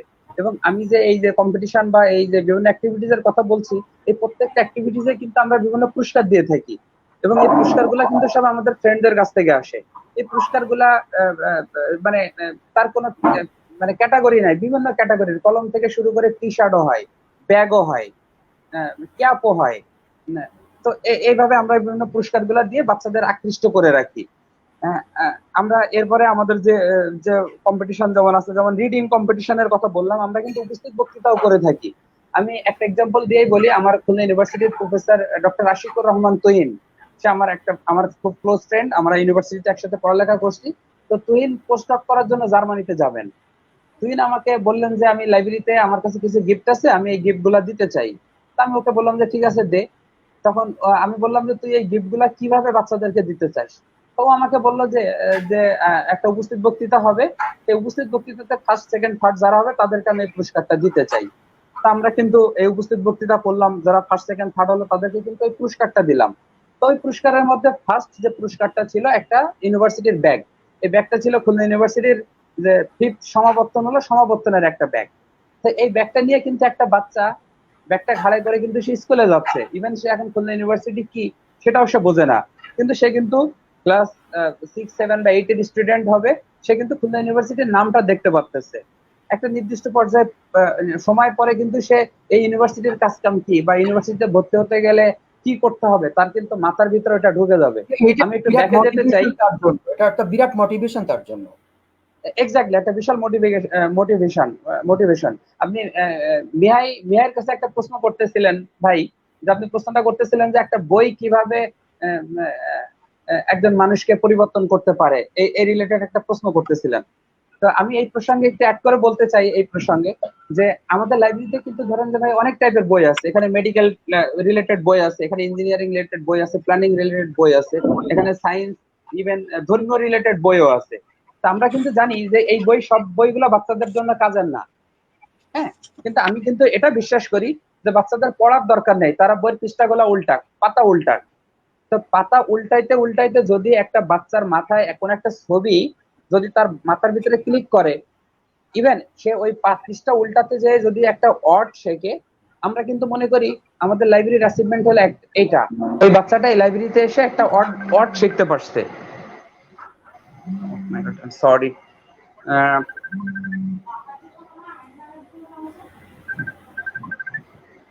কেটে দেন। সরি ভাই, আমি আসলে আগে মিউট করা ছিল না। তো আমরা কিন্তু এটা বিশ্বাস করি যে একটা বাচ্চা যদি বই পৃষ্ঠা উল্টাতে উল্টাতেও যদি একটা কিছু সে তার মাথার ভিতরে ক্লিক করে এবং ওটা নিয়ে যদি সে নাড়াচাড়া করে, তাহলে একটা পর্যায়ে দেখা যাবে যে সে অনেক কিছু করতে পারতেছে। ঠিক একইভাবে যদি আমরা বলি যে একটা ছবি আঁকার বিষয়টাও যদি আমরা মনে করি, সেখান থেকে কিন্তু অনেক কিছু আসা সম্ভব। সবাইকে ডাক্তার হতে হবে, ইঞ্জিনিয়ার হতে হবে, আমরা এটা মনে করি না। আমরা মনে করি যে একজন স্টুডেন্ট বিভিন্নভাবে সে তার সফলতা আসতে পারে বিভিন্ন দিক দিয়ে। তো এটা একটা বিষয় গেল ভাই। আমি মূল প্রসঙ্গে ফিরে আসি, যেটা বলতেছিলাম যে আমাদের আর কি কি অ্যাক্টিভিটিস আমাদের লাইব্রেরিতে আছে। আমরা কিন্তু একটা প্রোগ্রাম করে থাকি যে আমাদের গ্রাম পরিষ্কার পরিচ্ছন্ন করা। আমরা আমাদের এই প্রোগ্রামটার নাম হলো কিপ ইউর ভিলেজ ক্লিন। এটা দিয়ে কিন্তু আমরা আমাদের লাইব্রেরি বা তার আশেপাশে আমরা পরিষ্কার করার চেষ্টা করি। আমরা কিন্তু এই করোনার মধ্যে কিছু করতে পারিনি, কিন্তু তার মধ্যে আমরা কিছু কাজ করছি, যেমন প্লান্টেশন। আমাদের গ্রামের মধ্যে একটা মাদ্রাসা আছে, আমরা কিন্তু সেই মাদ্রাসাতে এবং রোডের পাশে আমরা কিন্তু অনেক গাছ লাগাইছি এই করোনার সময়ে। আমাদের লাইব্রেরিটা কিন্তু আমরা এমন ভাবে ডিজাইন করছি, এবং এই লাইব্রেরির ভাই একটা কথা অ্যাড করতে চাই যে আমাদের লাইব্রেরির কিন্তু সমস্ত অ্যাক্টিভিটিস কিন্তু সব ভলেন্টারিলি করা। লাইব্রেরি যে ডিজাইন করছে, আমি তার নামটাও বিশেষ করে বলতে চাই, আর্কিটেক্ট ফরিদ আহমেদ সুমন। তিনি কিন্তু আমাদের লাইব্রেরি ডিজাইন করে দিয়েছেন, এবং লাইব্রেরির ডিজাইনটা কিন্তু আমরা এমন ভাবে করেছি যে ডিজাস্টারের সময়, বিশেষ করে আমাদের সামনাগড় এলাকা, সাতক্ষীরার এলাকাটা হলো বন্যা প্রবণ এলাকা। যদি বন্যা হয় যখন এই সময় জানি লোকজন লাইব্রেরিতে তারা সাময়িকভাবে শেল্টার নিতে পারে, আমাদের লাইব্রেরিটা কিন্তু সেভাবে ডিজাইন করা এবং সেভাবে বাস্তবায়ন করা। তো আমাদের লাইব্রেরির একটা অপশন আছে যে শেল্টার ডিউরিং ইমার্জেন্সি টাইম। লোকজন কিন্তু আমাদের লাইব্রেরিতে লাস্ট বুলবুল, সাইক্লোন আমপান এর সময় কিন্তু আমাদের লাইব্রেরিতে তারা অবস্থান করছে। আমাদের লাইব্রেরির আরো একটা অন্যতম অ্যাক্টিভিটিস হচ্ছে যে আমরা কিন্তু যে মেধাবী স্টুডেন্ট গুলো আছে, অনেক সময় দেখা যায় যে ইকোনমিক অসচ্ছলতার কারণে তারা আসলে লেখাপড়া কন্টিনিউ করতে তাদের একটু কষ্ট হচ্ছে। আমরা কিন্তু এরকম স্টুডেন্টদেরকেও সাপোর্ট করি। লাস্ট 2 ইয়ার্সে আমাদের একটি স্টুডেন্ট আছেন যিনি এখন মেডিকেল ইউনিভার্সিটিতে পড়ালেখা করছেন। আমাদের একটি স্টুডেন্ট কিন্তু আছেন যাকে আমরা 1 বছর খুলনাতে রেখে কোচিং করাইছি এবং সে কিন্তু এখন গোপালগঞ্জ ইউনিভার্সিটিতে ফিজিক্সে পড়ালেখা করছেন। আমাদের লাইব্রেরি থেকে হয়তো ডিরেক্টলি সাপোর্ট পাই নাই, কিন্তু আমাদের গ্রামের অনেক স্টুডেন্ট কিন্তু লাইব্রেরি দ্বারা মোটিভেটেড হয়ে এখন একজন স্টুডেন্ট আছেন চিটাগাং ইউনিভার্সিটিতে লতে পড়ছেন, আরো একজন আছেন গোপালগঞ্জ ইউনিভার্সিটিতে ইন্টারন্যাশনাল রিলেশনে পড়ছেন। তো হয়তো এই স্টুডেন্ট গুলা ডিরেক্টলি লাইব্রেরি থেকে ওইভাবে বেনিফিটেড হয়নি, কিন্তু তারা কিন্তু লাইব্রেরি দ্বারা ইনফ্লুয়েন্সড। একজন আছেন সে সাংবাদিকতা পড়ছেন চিটাগাং ইউনিভার্সিটিতে। তো এর ভিতরে আমরা কয়েকজন স্টুডেন্টকে আমরা ইকোনমিক্যালি সাপোর্ট দেওয়ার চেষ্টা করেছি, এখন করে যাচ্ছি। আমাদের যে ভলেন্টিয়ার আছেন মাহমুদ হাসান, তাকে কিন্তু আমরা দীর্ঘ 1 বছর প্রাইভেট ব্যাচে পড়ার জন্য যে টাকাটা লাগে সেই টাকাটা কিন্তু আমরা ফ্রেন্ডরা দিয়ে আমরা তার লেখাপড়া কন্টিনিউ করে সে এখন ইন্টারমিডিয়েট পড়ছেন, হয়তো নেক্সট ইয়ারে সে ইউনিভার্সিটি অ্যাডমিশন টেস্টের জন্য ট্রাই করবে।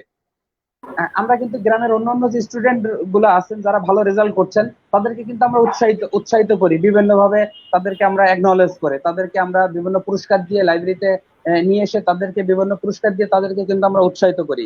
এগুলা কিন্তু আমাদের রেগুলার অ্যাক্টিভিটিস। আমরা করোনার গণে আমাদের লাইব্রেরির পক্ষ থেকে এবং ফ্রেন্ডদের কন্ট্রিবিউশনে আমাদের এক গ্রামের এই একজন লোক তাকে কিন্তু আমরা একটা ঘর করে দিচ্ছি, প্রায় 1,20,000 টাকা দিয়ে আমরা কিন্তু একটা ঘর করে দিচ্ছি এবং এই টাকাটা কিন্তু সম্পূর্ণ আমার ফ্রেন্ডদের কাছ থেকে আসছে। এখানে 1,000 টাকা থেকে শুরু করে 20,000 টাকা পর্যন্ত কন্ট্রিবিউশন আছে কোনো কোনো ফ্রেন্ডের। তো আমরা কিন্তু এটা করে যাচ্ছি। এর বাইরে আমাদের আরো কিছু কন্ট্রিবিউশন আছে, যেমন আমাদের লাইব্রেরিতে কিন্তু আমরা 2016 সাল থেকে আমাদের লাইব্রেরিতে একটা বক্স রাখা আছে। সেই বক্সে কিন্তু আমরা আমাদের ফ্রেন্ডের যে পুরাতন নতুন আমরা জামা কাপড় গুলো রাখা আছে বক্সের মধ্যে, এবং বক্সের মধ্যে কিন্তু বক্সের উপরে একটা কথা লেখা আছে যে যদি সে মনে করে যে তার এটা প্রয়োজন তাহলে সে নিয়ে যেতে পারবে, কাউকে কিছু বলতে হবে না। তো এভাবে কিন্তু ওখানে আমরা রাখি, যার প্রয়োজন হয় যে গ্রামবাসী সে লাইব্রেরিতে আসে এবং লাইব্রেরির বক্স থেকে কিন্তু সে নিয়ে যাচ্ছে, তাকে কিছু কিন্তু বলা লাগতেছে না। আমরা কিন্তু আমাদের লাইব্রেরিতে আমরা একটা ভিলেজ ম্যারাথন বলে আমরা একটা প্রতিযোগিতা কিন্তু করছি। সেই প্রতিযোগিতা ছিল হলো গ্রামের মধ্যে দৌড় প্রতিযোগিতা এবং প্রায় 2.5 কিলোমিটারের মতো একটা রাউন্ড। সে ঘুরে আসতে পারলে কিন্তু একটা করে পুরস্কার পাচ্ছে এবং এই পুরস্কারগুলো কিন্তু ফ্রেন্ডদের কাছ থেকে আসছে। যখন প্রায় গ্রামের অ্যারাউন্ড 40 স্টুডেন্ট, যুবক, বয়স্ক লোক তারা কিন্তু এই কম্পিটিশনে অংশগ্রহণ করে এবং গ্রামের এই আমাদের লাইব্রেরির সামনে দিয়ে বেসিক্যালি একটা খাল মতো আছে, নদী, এবং এই খালের 2 পাড়ে 2টা ব্রিজ আছে 2 সাইডে। তো এই ব্রিজ ঘুরে যে আসতে পারতেছে তাকে কিন্তু আমরা একটা করে পুরস্কার দিচ্ছি। এভাবে দেখা গেছে যে ফার্স্ট হয়েছে সে ওই দিন পুরস্কার নিয়ে 8টা পুরস্কার একসাথে নিয়ে গেছে। 8টা পুরস্কার সে একটা করে রাউন্ড ঘুরে আসছে, একটা করে পুরস্কার কিন্তু সে হাতে করে নিয়ে এক পাশে রেখে সে আবার দৌড়ানো শুরু করছে।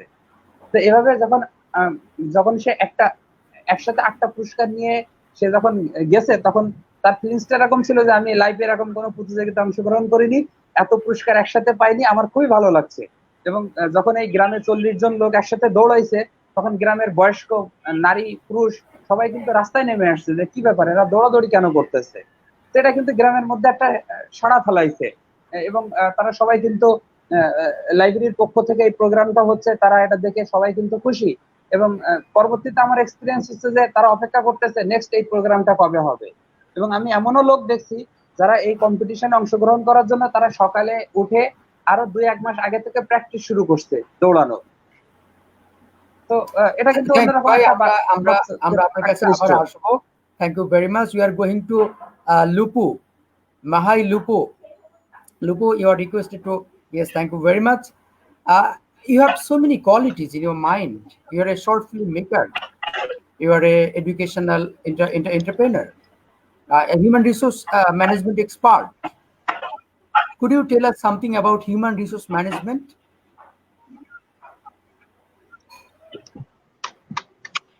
Sure, sure. I mean, what do you want to know about it? It's a big field. I mean, from recruitment to culture to compensation and benefits. I mean, in my opinion, it's one of the most interesting fields in a group, in a professional group. But depending how you do it, I mean, depending how much do you trust people and you trust their potential, or you just trust processes and numbers. So it's always a matter of valuing people and creating context for them to maximize their potential, their professional, personal potential. Otherwise, depending, I mean, we can have a separate discussion for sure. What I want to say is that usually in small groups, you basically don't need a team or human resource team, but you need people that have a thinking that is connected to the knowledge of human resources.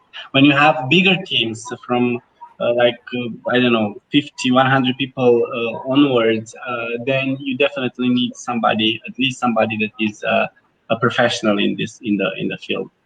And I used to work for various companies, usually large companies, doing from recruitment, all kinds of recruitment, volume recruitment.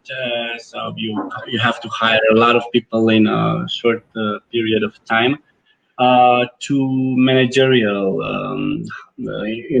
high-end managerial roles, and to organizational culture, whereby you think how you can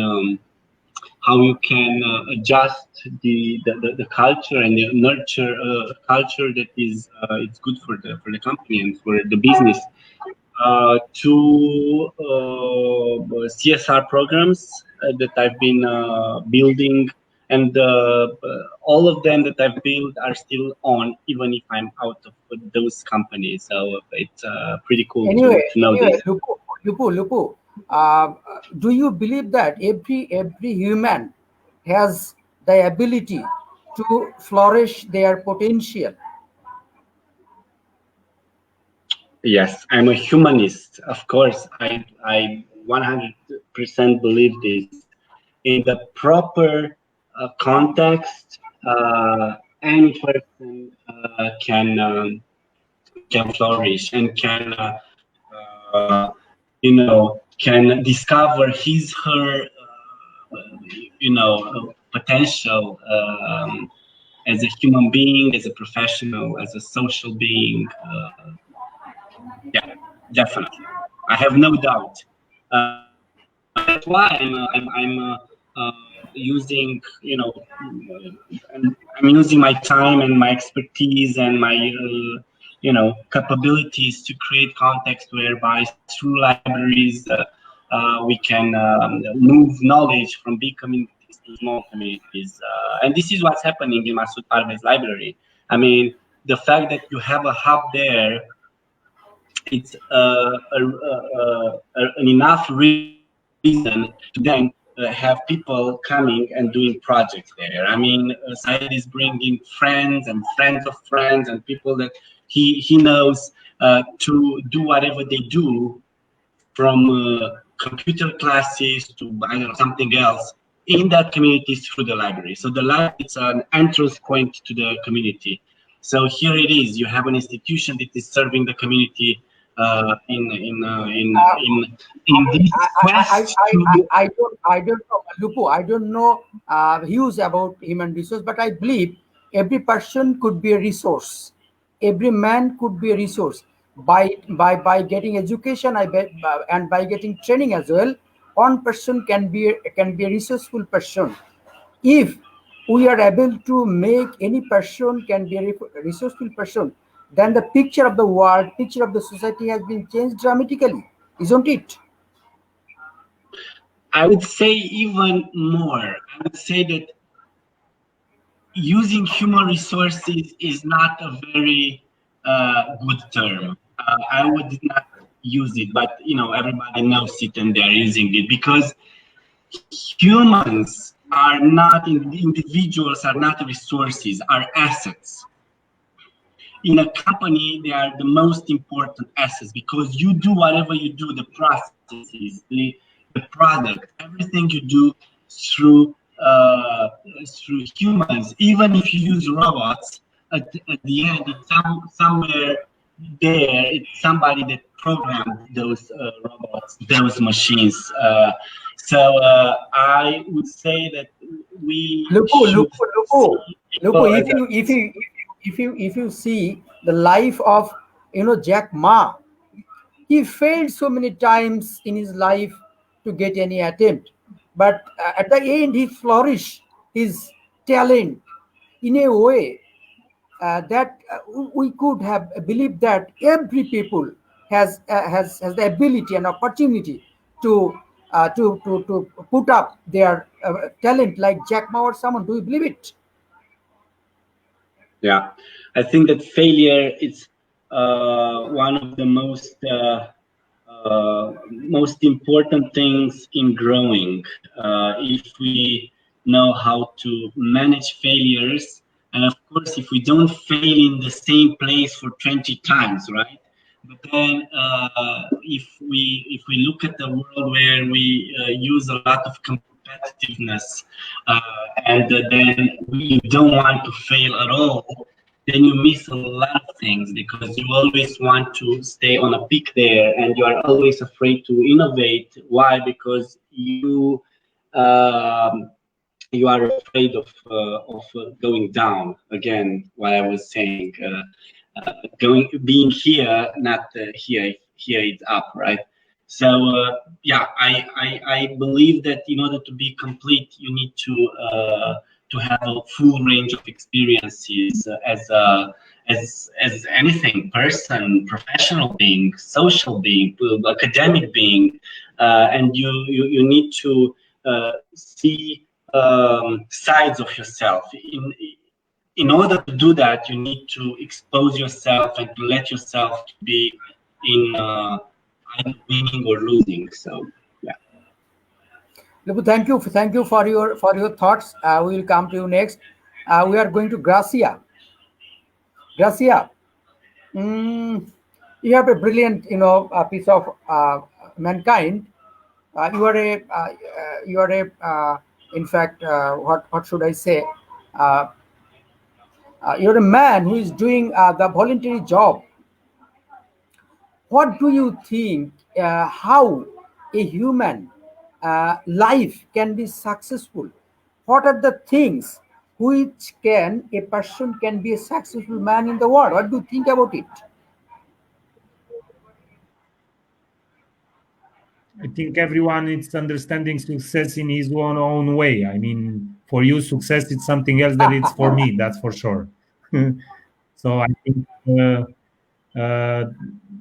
I don't know what can be a successful man. I think everyone should be fulfilled with his activity and with what he's doing, and then to feel happiness and fulfillment in the everyday activity. And I think the world it looks right now is because of a lot of frustration and a lot of unfulfillment, but the unfulfillment it's put on the media and on the mainstream, on the success what is thinking everyone, like to have a big yacht, to have money and to be successful and to have all the material things, but if you heard all the people who reach a top amount, top of wealthiness in the world, you see that the material things are not necessarily the successful thing. Do you believe that material something can make you happy? On the short term, yes. On the long term, no. I think each of us could find fulfillment and happiness in the pleasure that in and the stimuli that he had in order to do things and to continue life. Will it be? And Will it be? I don't know. I don't Okay. know what Anyway, can be to successful. help people, I to help people, to help people is a Sorry? great job. You know, do you believe that if you help people, other people to develop their life, to flourish their talent, will this thing can make people happy? To help people can be able to make people happy. I think you should be careful in this because there are a lot of people who are doing things only to be happy. So this is like the egocentric approach. Like we are helping disadvantaged people because we want to feel better, you know? And this Uh, process, happiness can come to you by helping people, disadvantaged people yeah, also. but this is what I'm trying to tell you that there are two types of, I mean, more types probably, but there are a lot of people who are doing this in order to feel them. It's not necessarily the needs of the disadvantaged people, it's the needs of the person who's doing that because he wants to feel fulfillment. You understand what I'm saying here? Yes. Okay. Anyway, if someone asks you what makes you happy, Gracia, uh, the fact that I'm right now here Saturday evening supporting my friend from Bangladesh could be a small thing that gives me uh, pleasure. I'm not I'm not happy right now, but I'm doing that because I like Syed and because we have emotional linkages. And what I can tell you, Mamoon, is that everything what I did in my life, I did because I had some strong linkages on the emotional feelings with particular people. So even the project that I'm running right now, I'm running because I have emotional empathy with the people that I'm working, and I think this is the most important thing when you build something in life. thank you very much. Thank you, gentlemen, for your thoughts. We are coming to Abu Said. Said ভাই আমাদেরকে বলুন যে আপনাদের এই লাইব্রেরিতে এই পর্যন্ত visit করেছে এরকম বিজ্ঞ হ্যাঁ মানুষরা কারা যারা যারা এই লাইব্রেরি ভিজিট করেছেন সমাজের অভিজ্ঞ বা বিভিন্ন পর্যায়ের মানুষেরা? হ্যাঁ মোহন ভাই, থ্যাংক ইউ। আসলে আমাদের লাইব্রেরিটা কিন্তু একটা টুরিস্ট হাব হিসেবেও কাজ করে। মানে আমি যদি প্রথম থেকেই বলি তাহলে কিন্তু এখনো পর্যন্ত আমাদের লাইব্রেরিতে 7টা দেশের লোক ভিজিট করেছেন। তার ভিতরে কিন্তু রোমানিয়া থেকে তো ডেফিনেটলি আসেন, মিহাই আছেন, গ্রাসিয়ান আছেন, তারা আসছেন। আমাদের লাইব্রেরিতে কিন্তু নেপাল থেকে লোকজন আসতেন, আমাদের ফ্রেন্ডরা আসতেন, তারা কিন্তু দেখতে আসতেন। এবং আমাদের লাইব্রেরির আঙ্গিকে কিন্তু রোমানিয়া তে এবং নেপালেও কিন্তু লাইব্রেরি হচ্ছে বা সিমিলার টাইপের স্কুলের কাজ চলছে কিন্তু নেপালে। আমাদের লাইব্রেরিতে কিন্তু আফগানিস্তানের আমার ফ্রেন্ড যে মুজিব স্থানিক যার কথা বললাম, সে কিন্তু আমার লাইব্রেরি ঘুরে গেছেন, আমাদের লাইব্রেরি দেখে গেছেন। আমাদের লাইব্রেরিতে কিন্তু আমেরিকা থেকে লোক আসতেন। আমাদের লাইব্রেরিতে অস্ট্রেলিয়া থেকে একজন ফটো সাংবাদিক আসছিলেন, ফটো জার্নালিস্ট। সে ওখানে ম্যাগাজিনে কাজ করেন, তিনি দেখে গেছেন। আমাদের লাইব্রেরিতে একজন neuro medicine specialist from Italy, she lives in Australia right now, সে কিন্তু আসছেন আমাদের লাইব্রেরি দেখতে একটা কানেকশনে। আমাদের লাইব্রেরিতে ইন্ডিয়া থেকে আসছেন। তো আসলে যদি আমি বলি তাহলে আসলে ইউরোপ, আমেরিকা, অস্ট্রেলিয়া এবং এশিয়া, 4টা মহাদেশ থেকে কিন্তু আমাদের লাইব্রেরিতে লোক ভিজিট করে গেছেন। এবং বিশেষ করে বলতে গিয়ে কি যে আসলে গ্রামে তো এইভাবে আসলে ফরেনাররা এসে কোনো সময় আমাদের গ্রামে আসেনি। এবং নর্মালি দেখা যায় যে যখন ফরেনাররা আসেন তখন তারা একটা বিশেষ প্রোটেকশনে থাকেন এবং হয়তো ডিস্ট্রিক্ট শহরে থাকতেছেন, এবং সেখান থেকে তারা কাজ করে চলে যায়। কিন্তু এত রুট পর্যায়ে একটা গ্রাম পর্যায়ে যে সেখানে রাত্রি যাপন করা এবং লাইব্রেরিতে রাত্রি যাপন করা, এরকম ফরেনার কিন্তু আসলে নাই। তো এটা দেখে কিন্তু আসলে গ্রামবাসী খুবই উৎসাহিত। বাইরে থেকে আমাদের লাইব্রেরিতে লোক আসছেন এবং সাইদ ভাই, এটা একটা হ্যাঁ অবিশ্বাস্য ঘটনা। এটা একটা অবিশ্বাস্য ঘটনা যে সুন্দরবনের পাড়ে শ্যামনগরের আটুরিয়া গ্রামে ইতালি থেকে, মানে বেলজিয়াম, বিভিন্ন পৃথিবীর বিভিন্ন দেশ থেকে যে ভিজিটররা গেছে, এটা একটা অবিশ্বাস্য ঘটনা। এবং আপনারা সহ যারা এই কাজের সাথে জড়িত তাদেরকে আমরা বিপুলভাবে অভিনন্দিত করছি। এবং যেটা আপনি বললেন যে এখান থেকে ইন্সপিরেশন নিয়ে নেপালে, আফগানিস্তানে বিভিন্ন জায়গায় লাইব্রেরি হচ্ছে, দিস ইজ হিউজ, কোনো সন্দেহ নেই। একই সাথে একটু বলি, যদি বাংলাদেশের কিছু ডিগনিটরিজকে আপনারা ভিজিট করাতে পারেন, কারণ এটা এমন একটা উদ্যোগ, যে উদ্যোগটা যদি আমরা বা আপনারা যদি বাংলাদেশের চারিদিকে ছড়িয়ে দিতে পারেন, তাহলে এই যে বিভিন্ন রকম সামাজিক অরাজকতা, বিভিন্ন রকম যে অবক্ষয়ের মুখে দাঁড়িয়ে এরকম এক একটি প্রতিষ্ঠান কিন্তু প্রতিরোধ গড়ে তুলতে পারে। এক্স্যাক্টলি আপনি কি এটা মনে করেন? হ্যাঁ অবশ্যই মামুন ভাই, আমাদের লাইব্রেরির আঙ্গিকে কিন্তু বাংলাদেশে আরো একটা লাইব্রেরি হচ্ছে, যেমন মাজেদা খানম লাইব্রেরি। মাজেদা খানম লাইব্রেরির সাথে কিন্তু আমার এই ফ্রেন্ডরা মিহাই, গ্রাসিয়ান, তারাও কিন্তু ইনভলভ। মাজেদা খানম লাইব্রেরি আপনাকে যদি ডিটেলস বলি তাহলে আপনি চিনবেন, আমাদেরই এক ফ্রেন্ড সজীব খান, উনি অ্যাডিশনাল এসপি। ওনার মায়ের নামে কিন্তু already I have been informed from Gracia. He told me that the Sojib Khan, okay okay, so you already know it. So Masud Parvez লাইব্রেরির আঙ্গিকে কিন্তু আরো লাইব্রেরি বাংলাদেশে হচ্ছে, এবং আমাদের কিন্তু মূল আইডিয়া হলো যে এরকম এরকম আমাদের কিন্তু মেকানিজমও কিন্তু আমাদের কিছু আসলে একটু মানে ভিন্নতা আছে। আমরা কিন্তু এগুলো চিন্তা করে আমাদের লাইব্রেরিটা সেভাবে গড়ে তুলতেছি। বিশেষ করে আমাদের লাইব্রেরির এই যে অ্যাডমিনিস্ট্রেশন, কিভাবে লাইব্রেরিটা যে কমিটি দ্বারা পরিচালিত হচ্ছে, সেখানে কিন্তু আমার অনেক কিছু বলার আছে। এই কারণে যে আমরা দেখেছি যে, যাই হোক, এটা তো আমি অন্য প্রসঙ্গে চলে যাচ্ছি। তো আমাদের কিন্তু এই এক্সপিরিয়েন্স শেয়ারিং এর বিষয়টা কিন্তু আমাদের মাথায় আছে। হয়তো আমাদের লাইব্রেরির স্টুডেন্টরা তারা মাজেদা খানম লাইব্রেরিতে আসবে, মাজেদা খানমের স্টুডেন্টরা আমাদের লাইব্রেরিতে যাবেন, এবং তারা সেখান থেকে কিছু শিখে এসে হয়তো তাদের লাইব্রেরিতে তারা চালু করবেন, আমরা এটা প্রত্যাশা করি। এবং বাংলাদেশে যদি কেউ এরকম এরকম করে, আমি আসলে আপনি কিছু মনে করবেন, আমি একটু হেল্প করি। সেটা হচ্ছে, ধরুন আপনার লাইব্রেরিতে বছরে একটা অথবা বড় একটা কালচারাল শো হবে, কালচারাল কম্পিটিশন হবে, অথবা ধরুন যে বড় কোনো কবি সাহিত্যিক দিকে আলোচনা হবে।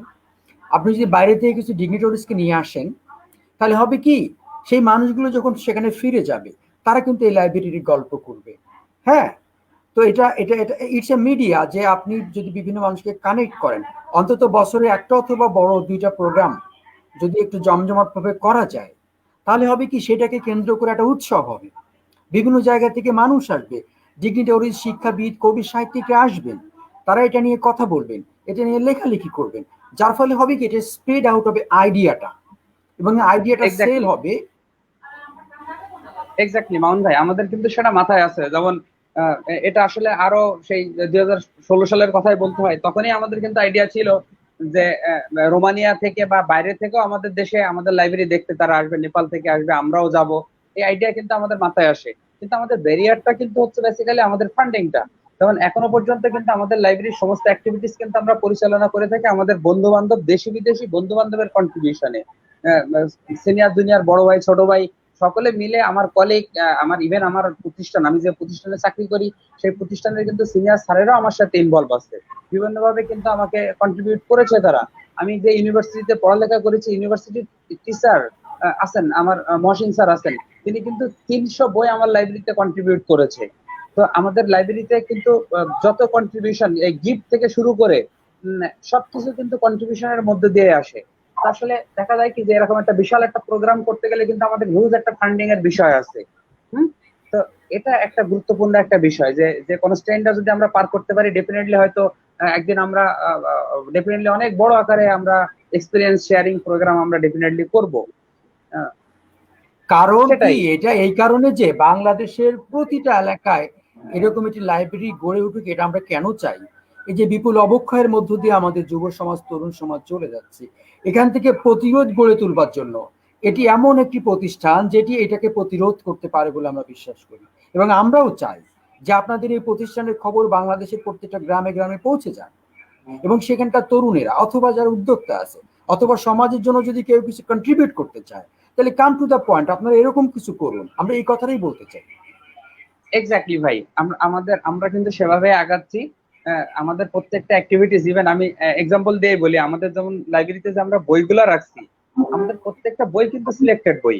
যেমন আমরা যে যে ওখানে যে গল্পের বইটাই রাখছি, যে উপন্যাসটাই রাখছি, আমরা কিন্তু নিজের এক্সপেরিয়েন্স থেকেই কিন্তু সেই বইটা রাখছি, যে এই বইটা যদি একটা বাচ্চা লাইব্রেরিতে ছোটকালে পড়ে, হয়তো ইউনিভার্সিটিতে অ্যাডমিশন টেস্টের সময়ে বা যখন সে চাকরি পরীক্ষাতে দিবে, তখন হয়তো তার এই বইটার এই চরিত্রটা তার কাজে লাগতে পারে। আমরা কিন্তু সেরকম বইগুলোই রাখা, এবং ওরকম বইগুলাই রাখা যে বই তো কন্ট্রিবিউশনের মধ্যে দিয়ে আসছে, যে ফ্রেন্ডরা ভাই আপনি ছোট কন্ট্রিবিউট একটা করছে। আইডিয়া শেয়ার করি, আপনি যদি কিছু মনে না করেন, একটা ছোট আইডিয়া শেয়ার করি।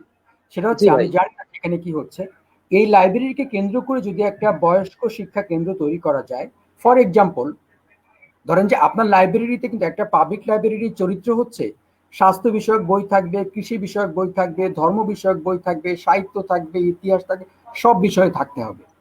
এটি একটা লাইব্রেরির চরিত্র। কিন্তু এখন লাইব্রেরিকে সারা পৃথিবীতে বলা হয় লাইব্রেরিয়ান ইনফরমেশন সিস্টেম। সিস্টেমটা কিরকম? ধরে নেন যে প্রত্যেক সপ্তাহে একদিন আপনার লাইব্রেরিতে একটা অনুষ্ঠান হবে, একদিন স্বাস্থ্য বিষয়ক আলোচনা হবে। তো একজন রিডার থাকবেন যিনি স্বাস্থ্য বিষয়ক একটা বই থেকে কিছু হয়তো পড়বেন, পড়ে এই ইনফরমেশনটা সবাইকে জানাবেন। একদিন হয়তো কৃষি বিষয়ক থাকবে, সপ্তাহে একদিন সেই কৃষি বিষয়ক জিনিসগুলো, মানে একটা গ্যাদারিং হবে। বয়স্করাও যদি আসে, তার ইনফরমেশন গুলো কিন্তু নিয়ে চলে যাবে তাদের পরিবারে, তাই না? একদিন সাহিত্য বিষয়ক, একদিন ধর্ম বিষয়ক, এরকম নানান বিষয় যদি প্রত্যেক সপ্তাহে একদিন করে, তাহলে 4 দিন দেখবেন যে 10টা মানুষ সেখানে আসুক, একটা ছেলে হয়তো সেটাকে রিড আউট করবে, অথবা কেউ নিজেদের মধ্যে রিড আউট করবে। তখন এটাকে একটা এমন একটা কেন্দ্র হবে যে মানুষ এখানে আসবে, নিজেদের মধ্যে ডিসকাশন হবে, এবং এর মধ্যে দিয়ে কিন্তু নলেজ এবং অন্যান্য কিছু শেয়ারিং হবে। আপনার কি ধারণা? এক্স্যাক্টলি মামুন ভাই, আপনি যে কথাটা বলছেন সেটা আমাদের মাথার, আমাদের চিন্তা চেতনার মধ্যে আছে। যেমন আপনি যদি আমাদের লাইব্রেরি বিল্ডিংটা দেখে থাকেন, আমাদের লাইব্রেরিটা কিন্তু এখন একতলা। আমাদের কিন্তু এটা দোতলা করার পরিকল্পনা আছে, এবং খুব দ্রুত আমরা হয়তো সেই কার্যক্রমটা শুরু করব। এবং আমাদের কিন্তু ওই সেকেন্ড ফ্লোরে আমাদের কিন্তু আইডিয়াটা এখন আপনি যেটা বলছেন সেটাই। আমাদের দোতলাতে আসলে এরকম কোনো চেয়ার টেবিল থাকবে না, জাস্ট দেয়ালে আমাদের একটা ডিজাইন করে আমাদের বইগুলা থাকবে, আর পুরো ফ্লোরটা ইউজ হবে। এবং ওই দোতলাটা বেসিক্যালি আমাদের ট্রেনিং সেন্টার, সেমিনার, এই টাইপের অ্যাক্টিভিটিসই কিন্তু হবে। আপনি যে কথাগুলো এখন বলেছেন আমাকে, এইগুলো আসলে আমাদের দোতলায় আমাদের এই অ্যাক্টিভিটিস গুলো পারফর্ম করবে ফিউচারে, এটা আমাদের মাথার ভিতরে আছে। এবং আমাদের এই করোনার ভিতরে কিন্তু আমাদের একটা মেডিকেল ক্যাম্প করার কথা ছিল। হ্যাঁ, এবং আমরা ধরেন যে ব্যানার রেডি, আমাদের ওখানে আমাদের যে স্টুডেন্টটা মেডিকেলে পড়ে তার উদ্যোগে কিন্তু এই প্রোগ্রামটা হওয়ার কথা ছিল। সেখানে আমরা free blood blood sample collect করে তাদেরকে ব্লাড গ্রুপিং জানাই দিব, এবং একদিন ফ্রি হেলথ সার্ভিস আমরা প্রোভাইড করব। আমরা সেভাবে প্রিপারেশন নিয়ে রেখেও কিন্তু আমরা এবছর করতে পারিনি। তো বেসিক্যালি এগুলো সব আমাদের মাথার ভিতরে আছে। আমরা যদি দোতলা কমপ্লিট করতে পারি আল্লাহর ইচ্ছায়, সবার কন্ট্রিবিউশনে, আমরা এই অ্যাক্টিভিটিসগুলো রান করব। মেডিকেল ক্যাম্প তো করা যেতেই পারে, কিন্তু জি ভাই, এই যে মানে স্বাস্থ্য বিষয়ক তথ্য যদি আমরা প্রোভাইড করতে পারি, মানুষ কিন্তু নিজেদের ভিতর থেকে তা প্রতিরোধ করার একটা ব্যবস্থা করে ফেলবে। সেটা কিন্তু ইকুয়ালি অনেক ইম্পর্টেন্ট, যদি সেটাও করা যায় ভেবে দেখতে পারেন। ইনশাল্লাহ ইনশাল্লাহ মামুন ভাই, এরকম নতুন নতুন আরো যত আইডিয়া আছে আপনি ভবিষ্যতে আমাদেরকে বলবেন, এবং আপনার উদ্যোগে দেখা যাবে যে এই প্রোগ্রামটা আপনি আমাদের লাইব্রেরিতে রান করাবেন। এটা কেন বলছি, এটা কিন্তু আজকালকার ব্যাপার না। ইউটিউবে হাজার হাজার ডকুমেন্ট রয়েছে। হ্যাঁ হ্যাঁ, 10 মিনিট 15 মিনিট ধরে যদি মেডিকেল, মনে করেন যে কিশোরদের স্বাস্থ্য সমস্যা, বয়স্কদের স্বাস্থ্য সমস্যা, গ্যাস্ট্রিকের সমস্যা প্রত্যেকটা মানুষের রয়েছে, আপনি যদি ডকুমেন্টারি দেখিয়ে দেন 20 জন মানুষকে, তাহলে কিন্তু ওষুধ তো থাকতেই পারে, কিন্তু তার পাশাপাশি কিভাবে কোনগুলো খাদ্যগুলোকে অ্যাভয়েড করতে হবে, কিগুলো, এর মধ্য দিয়ে কিন্তু একটা নলেজ ডেভেলপ করবে। এক্স্যাক্টলি ভাই, তাই না? প্রত্যেক মাসে যদি একটা সেমিনার হয় যে কারিগরি প্রশিক্ষণ নিলে কিভাবে জীবন বদলে যেতে পারে, তখন এই লাইব্রেরিটা একই সাথে একটা ইনফরমেশন সিস্টেম হিসেবে কিন্তু গড়ে উঠতে পারে। এটা তো শেয়ার করলাম, এটা নিশ্চয়ই আপনাদের পরিকল্পনায় রয়েছে, বা এরকম কিছু তো করা যেতেই পারে। হ্যাঁ, অবশ্যই এটা আছে, এবং ভবিষ্যতে যদি আপনার মাথায় নতুন কোনো আইডিয়া আসে আপনি বলবেন, ডেফিনেটলি আমরা সেটা করব। আমাদের আইডিয়া গুলা কিন্তু এভাবে আসতেছে। আমাদের বেসিক্যালি যারা এই লাইব্রেরির কন্ট্রিবিউটর, যারা ওয়েল উইশার, তারা কিন্তু একটা একটা করে আইডিয়া দেয়, আমরা কিন্তু জাস্ট এটা আমরাও চাই, আমি জানার পরে আই এম ভেরি হ্যাপি, আমরাও চাই এটি এমন একটি এক্সাম্পল হোক যেটি মানুষ গ্রহণ করুক। হ্যাঁ ভাই, দোয়া করবেন, আমাদের টার্গেট সেটাই। পরিবর্তনের জন্য, ইতিবাচক পরিবর্তনের জন্য এটা একটা বড় হাতিয়ার হয়ে উঠুক ইনশাআল্লাহ। আমরা সেই উদ্দেশ্য নিয়ে আগাচ্ছি, সেভাবেই কাজ করছি। এবং যত ভালো আইডিয়া আছে ভাই আপনি যে কোনো সময় আমাদের সাথে বললে আমরা সেটা কিন্তু ইনশাল্লাহ বাস্তবায়ন করার চেষ্টা করব। আপনি যেটা বললেন না, টাকা ফান্ড, একটা মানে কালচারাল, বছরে একটা কালচারাল শো করতে টাকা আসলে লাগে না। আপনি বাইরে থেকে 5 জন লোক আনেন, শুধু হয়তো প্লেন ফেয়ার বা বাস ফেয়ারটা দিবেন, দেখবেন নিজেদের লোকেরাই, মানুষের কিন্তু, গ্রামের মানুষের কিন্তু বিপুল আর্থিক শক্তি আছে। হ্যাঁ, তারা হয়তো বেড়া দিয়ে দেবে, একটা বসার জায়গা করে ফেলবে, এবং কিছু কবি গান, কিছু কবিতা, কিছু গানের উৎসব করবেন, তাদেরকে নিয়ে কথা বলবেন, বিপুল মানুষ একত্রিত হবে, তার মধ্যে দিয়ে মেসেজ যাবে এবং এই মেসেজগুলো ছড়িয়ে পড়বে সারা দেশে। তখন মানুষ আইডিয়াটা গ্রহণ করতে থাকবে। টাকার চেয়ে জরুরি হচ্ছে আইডিয়া। আজকাল idea can change. So thank you. We are coming to Lupo. Lupo, you are requested to unmute yourself, please. Thank you very much. In the civilization, we have seen that probably 14th century or before 14th century, there were some tremendous university were formed in Europe or some other places, and the university could change the human society, human life, especially the library, where the expert teacher or researcher went there and they researched, and the enlightenment where came by the process. Do you believe that a library can be useful to enlightenment a society for further generation?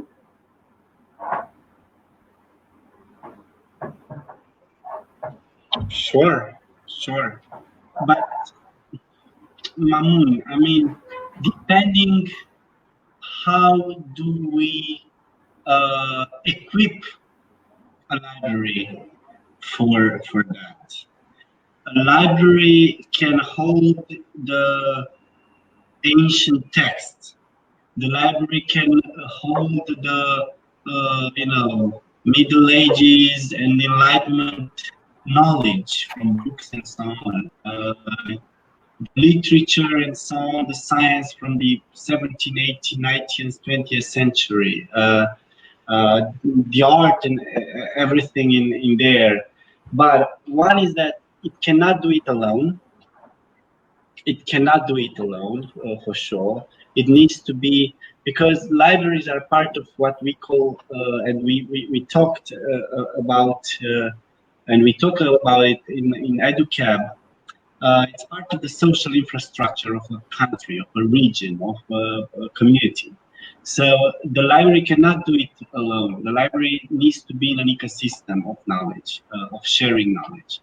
And if it's only about books, and we have relevant books in there, in magazines, and connection to internet, and help people to connect to good information from internet, then it's still a good step.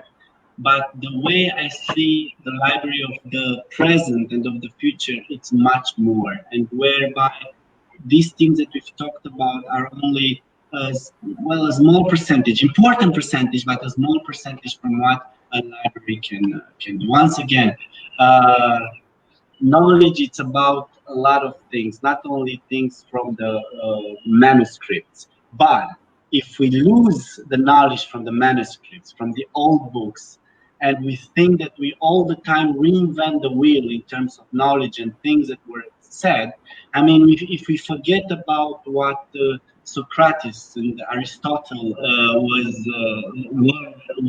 were saying and writing about, then we have to go all the time back to nowhere, basically. So it's a matter of how do we build. We need to build on something. It's like a building. It's like brick after brick after brick, or stone after stone after stone.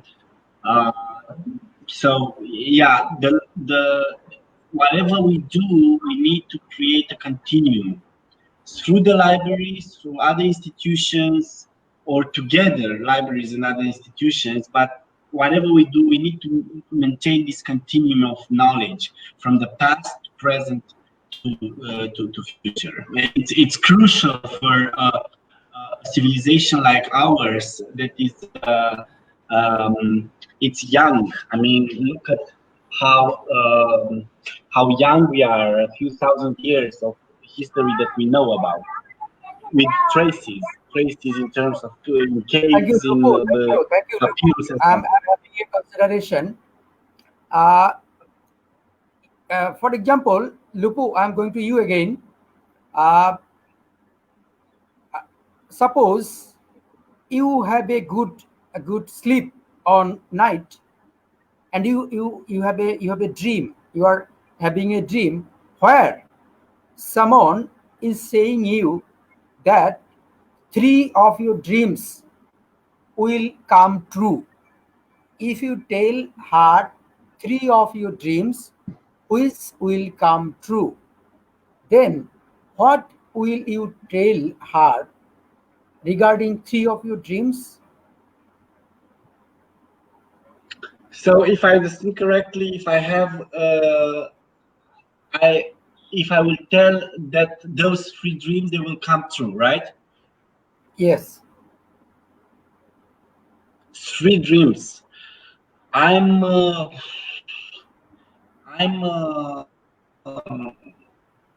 dreaming a lot about, I'm dreaming. I would say that being healthy, it's important. So if we are healthy in our brains and in our, body, then we can do a lot of things. So I would, big dream and something that is not only a dream, but it's something that I've been looking for. It's to how can we create an environment for ourselves and people around us that we care about, for healthy living. So this is one. Second, I'm a big fan, as you might seen during our discussion today, that I'm a big supporter of knowledge, of good quality recurrent knowledge.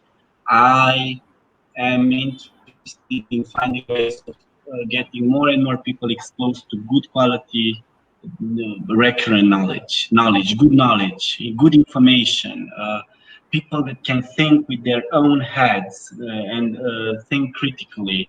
The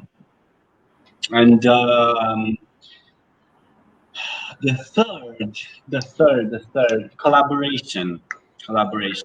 So for me, all the things that I've told you about are not fun at all, are not interesting at all, unless we work together. That's why I'm glad that we are in such a panel with people that I care so much about, like Grazian, like Syed,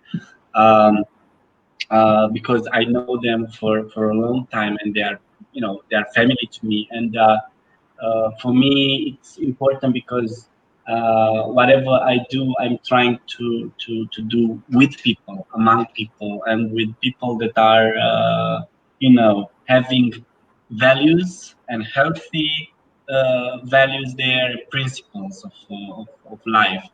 Otherwise, we all have to grow. We all have to continue to learn. But it's crucial to stay among people with good hearts and with good souls and with healthy principles and values, and to not remain in our own bubble, but to expand the bubble.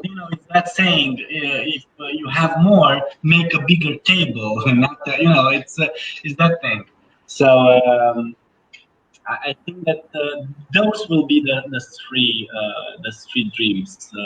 And they are not dreams. They are things that we should fight for. You are really wonderful. You are a good human. Thank you very much. Who is your favorite writer? I have favorite writers, not a favorite writer, because depending on the mood, I mean, I'm a big fan of philosophy, and I have some philosophers that I like a lot. And there is one Romanian one that I'm thinking about now, from the interwar period. That's when he was, and then also afterwards. His name is Noica.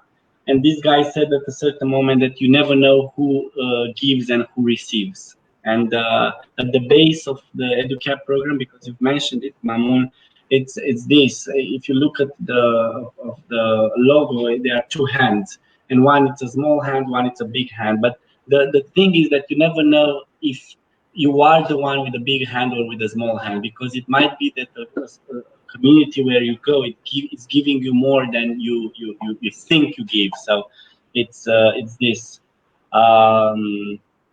But Thank you, otherwise, gentlemen, for your thought. Thank you very much for your thought. Thank you, Lupo. Thank you very much. আমরা ওমর ফারুক আপনাকে স্বাগতম জানাচ্ছি। আমাদের শুনতে পাচ্ছেন?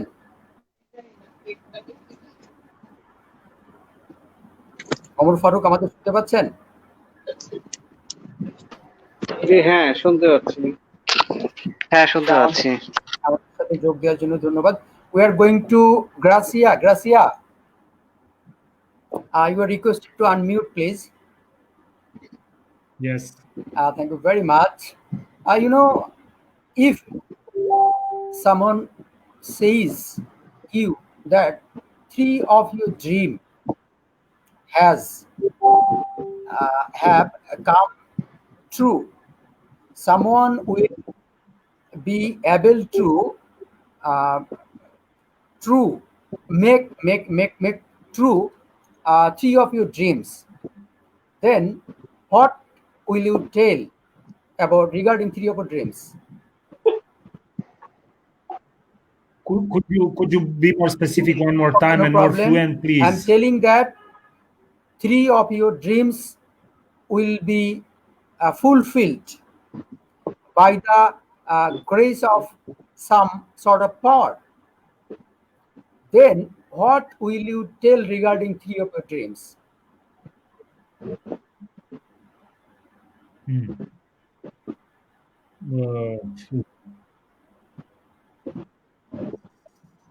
I never think about that. Actually, I was thinking when I was a small child about this type of 3 things that I want to be fulfilled. But now I'm an adult man, so I was not thinking about this. I think access to education for everyone could be one of the dreams that I'm dreaming. And the other one, it's the quality of life for citizens in the city, because everyone wants to have quality of life.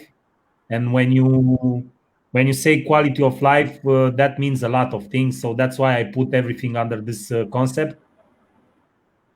So it's, I think only 2, it's enough, access to education and quality of life. And if these 2 things will be achieved through Wizard, then I think the world will be a better place.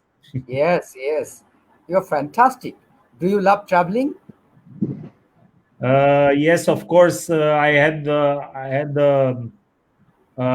last year I've been in 15 countries, and this year, because of the pandemic crisis, I stay only in Romania. But even in Romania, I travel 20,000 kilometers, so a lot of traveling inside in Romania. And actually today I was watching the Ministry of Foreign Affairs of Romania website to see what type of countries are open for traveling, because I think in December I will go abroad, but I don't know where because everything is closed. If you are asked who is your favorite person regarding politics, regarding poetry, regarding literature, or regarding social work, which people are your favorite one? I don't necessarily take a model from international level or national level. I'm trying to find inspiration in people which are friends with me and people who are interacting with me. of course, you can find all the time inspirational quotes and speeches online. Of course, that you like when you see Jack Ma, that he was rejected from Harvard 30 times and then he built an empire like Alibaba. Of course, that it's you can find inspiration and you can find good people everywhere, not necessarily only the big writers or the big stars or the big entrepreneurs. You can find also inspiration near you. For example, Mihai and Saed for me were two people who inspired me in this life, and Saed, I think, was inspired by us also. So I think it's a process, and if you are open to get the inspiration and the knowledge from the people who you interact, then you can grow as a person, as a personal development. So it's not necessarily only big Dalai Lama or other icon. Big name actually are always necessary to. Yeah, it's not only about iconic personalities. It's also about the people who are friends, the family, the people who interact with us. For example, my mother was also inspiration for me because she was all the time struggling, and this is a thing that inspired me because she was all the time pushing her. She was all the time wanting to do things, to become. She was very active, so she was an inspiration for me. So you can find that inspiration everywhere, and I am sure that if you are an open person, then you can, like a sponge, you can attract good things from and also bad things from the people who interact with you all the time. Thank you very much, gentlemen, for your thought. Thank you. It's pleasure for having your thought here. Faruk ভাই, আপনাকে আমরা আরেকবার স্বাগত জানাই। আপনি নিশ্চয়ই ভালো আছেন? জি আলহামদুলিল্লাহ, আপনারা সবাই ভালো আছেন? ভালো আছি। আমরা জেনেছি যে মাসুদ আপনার লাইব্রেরির সাথে আপনার কিছু সম্পৃক্ততা আছে। আপনার সম্পৃক্ততা কিভাবে ঘটেছিল এবং কিভাবে আপনি সেখানে কন্ট্রিবিউট করেন, আমাদের সাথে একটু শেয়ার করা যায়? হ্যাঁ, অবশ্যই। Most of the friend here are non-Bengali, so I have to speak in English so far, I think. Actually, Said is my close friend, one of the closest friend. I was familiar with Said from our SSC exam. At that time, we continued. From that time onward, we continued our friendship. For some reasons, unavoidable reasons, for 1 or 2 years, we can't communicate with each other. But after that, we again came in touch. After 2007, Said went for higher study in Europe. Then he came back in Bangladesh, and we stayed for a long time, for almost 2 or 3 years together in same house. Or sometimes we share our bed. So you can guess how close he is to me. We always share our ideas, lots of ideas, including this library.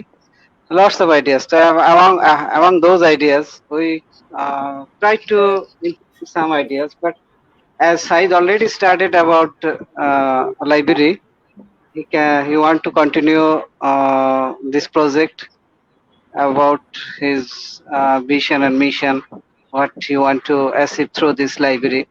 Actually, his idea was good enough, and it just knocked me.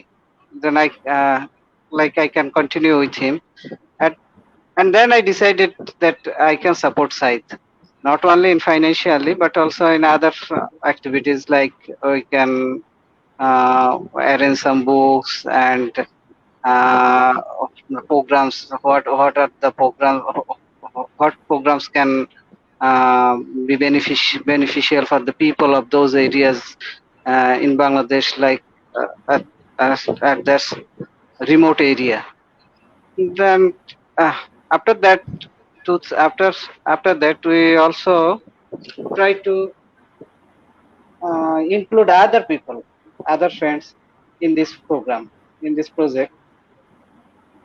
For that, I also communicated to other friends and shared with them the ideas. They also support us. It's a good activity, and it can contribute in the society. And already, Sai have proved it that it has an impact. It has a positive impact on the society.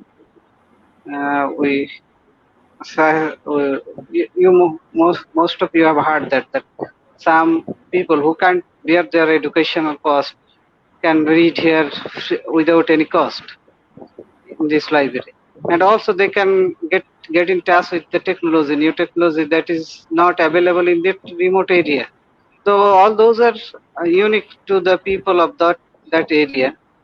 And we have some big idea, including like we want to change the society in a positive way, not in negative way. You know, the world is not in peace right now.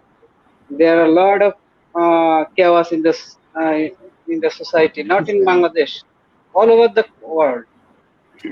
So our especially my intention is to actually keep peace in the society. How? If you are not educated, not only education, proper education. If you don't have the proper education, you don't have the job, you don't have the economic support, then you will go for offensive activities. If you have the knowledge that if I don't go for offense, if I go in legal way, right way, by following the law, rules and regulation of the countries and the societies and the villages, or then we can also live a peaceful life, as well as we can be economically solvent. So that was the main thing that is me, that instigate me, that motivate me to include in this project. That's all. And from that time, I'm continuing with Said by providing some sorts of whatever possible for me, that sorts of help, aid, financial aid, and other aid. And Thank you. And I hope that some days it will create a greater impact on the society and in that area, as well as if we can continue it throughout our country, that will definitely it will have a greater impact on the people of the Bangladesh. Inshallah. Thank you very much. Thank you very much for your thought, Farooq. Thank you. You are very kind and you are involved yourself. You have been involved yourself in such a process. This is really tremendous. A library can change a nation, a society, and obviously huge amount of people in the world. Thank you very much. আমরা একটু সাইদ ভাইয়ের কাছে আসবো। আপনি আমাদেরকে very frankly বলুন, কোনো কিছু না রেখে এই লাইব্রেরিকে কেন্দ্র করে আপনার তিনটা স্বপ্ন। Mamun, sorry, Mamun. Yes. I think me and Mihai, it's already late in Romania. We want to withdraw from the discussion. So if you have I don't know, a final question or just no problem. You are allowed to offer thanks to our audience. Thank you very much. It was an honor to be part and to see Syed. And actually, it's funny how things connected, because Mihaitza sent a message to Syed 2 days before this. So I think Mihaitza, you should say something to Syed right now. Thank you very much for the invitation. Yeah, thank you, Gracian, for your time. Yeah, you told me that you have another appointment, so it's okay. And thank you for your time. And ciao for right now. Talk to you later. Thank you. Okay. Yeah. Thank you. The idea is that I also have to go in because I have to enter in another meeting in 20 minutes. It was a pleasure to be with you, and I hope that next time we can also take some questions from the audience, of the people that were hearing us. Farouk, thank you so much for the words that you were saying, because for me it's the same. It's a matter of how can we create a community of friends and to support each other for communities to grow. Because if we are blessed to know more things, we're blessed to have some education and some resources, it's important to keep the hands like this and to work together and help others that didn't have a chance for that. And in this respect, the initiative of Masood Parvez Library and any initiative like this of going and trying to plant seeds of knowledge in communities, it's something important. And thank you so much, Mamoun, for being an anfitrion of this event. Sorry that I cannot stay longer, but maybe we can arrange another event, and I would be more than honored to be part of it. Thank you very much, gentlemen. This is really huge honor for us, also honor for Said and everybody from our part. Thank you very much for having with us. Thank you. Have a good evening, good day. Ciao, ciao. May I thank you for your time. Thank you. Saeed ভাই, এবার আপনি আমাদের বলুন যে তিনটি স্বপ্ন, এই লাইব্রেরিকে কেন্দ্র করে তিনটি স্বপ্ন পূরণ হলে আপনি সুখী হবেন। এই তিনটি স্বপ্ন কি কি হতে পারে? ভাই, সত্য কথা বলতে কি যে খুব সিম্পল ভাষায় যদি আমরা বলতে চাই যে আসলে মানে actually I want to see people to have food 3 times in a day, মানে মানুষজন দিনে 3 বার সে শান্তিমতো খাক, শান্তিতে থাকুক, এটা হলো অন্যতম একটা বিষয়। এবং এটা ধরেন যে আমার লাইফের অন্যতম একটা চাওয়া যে একজন মানুষ দিনে 3 বার খুব ভালো মতো শান্তি মতো যেন সে খেতে পারে। ঠিক আছে, তো এই ফারুকের কথার সাথে অ্যাড করে বলি যে আসলে মানুষ যে শান্তি মতো করে থাকবে বা শান্তি করে যে খাবে, তার 3 বেলা সে 3টা মিল যে খাবে, এই খাওয়ার জন্য আসলে তার ভিতরে প্রপার এডুকেশনটা থাকতে হবে। আমরা কিন্তু জানি যে আমাদের লাইব্রেরির দ্বারা আমরা সবাইকে শিক্ষিত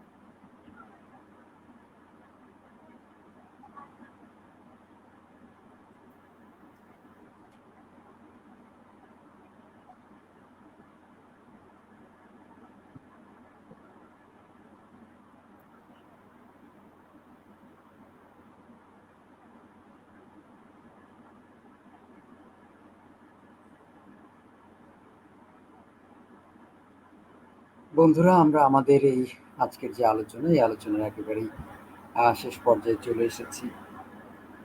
রোমানিয়া থেকে দুজন good human, very brilliant human আমাদের সাথে সংযুক্ত হয়েছিলেন। আপনারা দেখেছেন মাসুদ পারভেজ লাইব্রেরির যিনি উদ্যোক্তা, আবু সাইদ, তারই বন্ধু সবাই, তারা সবাই আমাদের সাথে সংযুক্ত হয়ে তাদের জীবনের নানান বিষয় আমাদের সাথে কথা বলেছেন। তো আপনাদের জন্য অনেক অনেক শুভকামনা, ধন্যবাদ জানাচ্ছি। আমরা আশা করছি যে যারা আমাদের সাথে ছিলেন আপনারা আমাদের কৃতজ্ঞতা আর ধন্যবাদ গ্রহণ করবেন।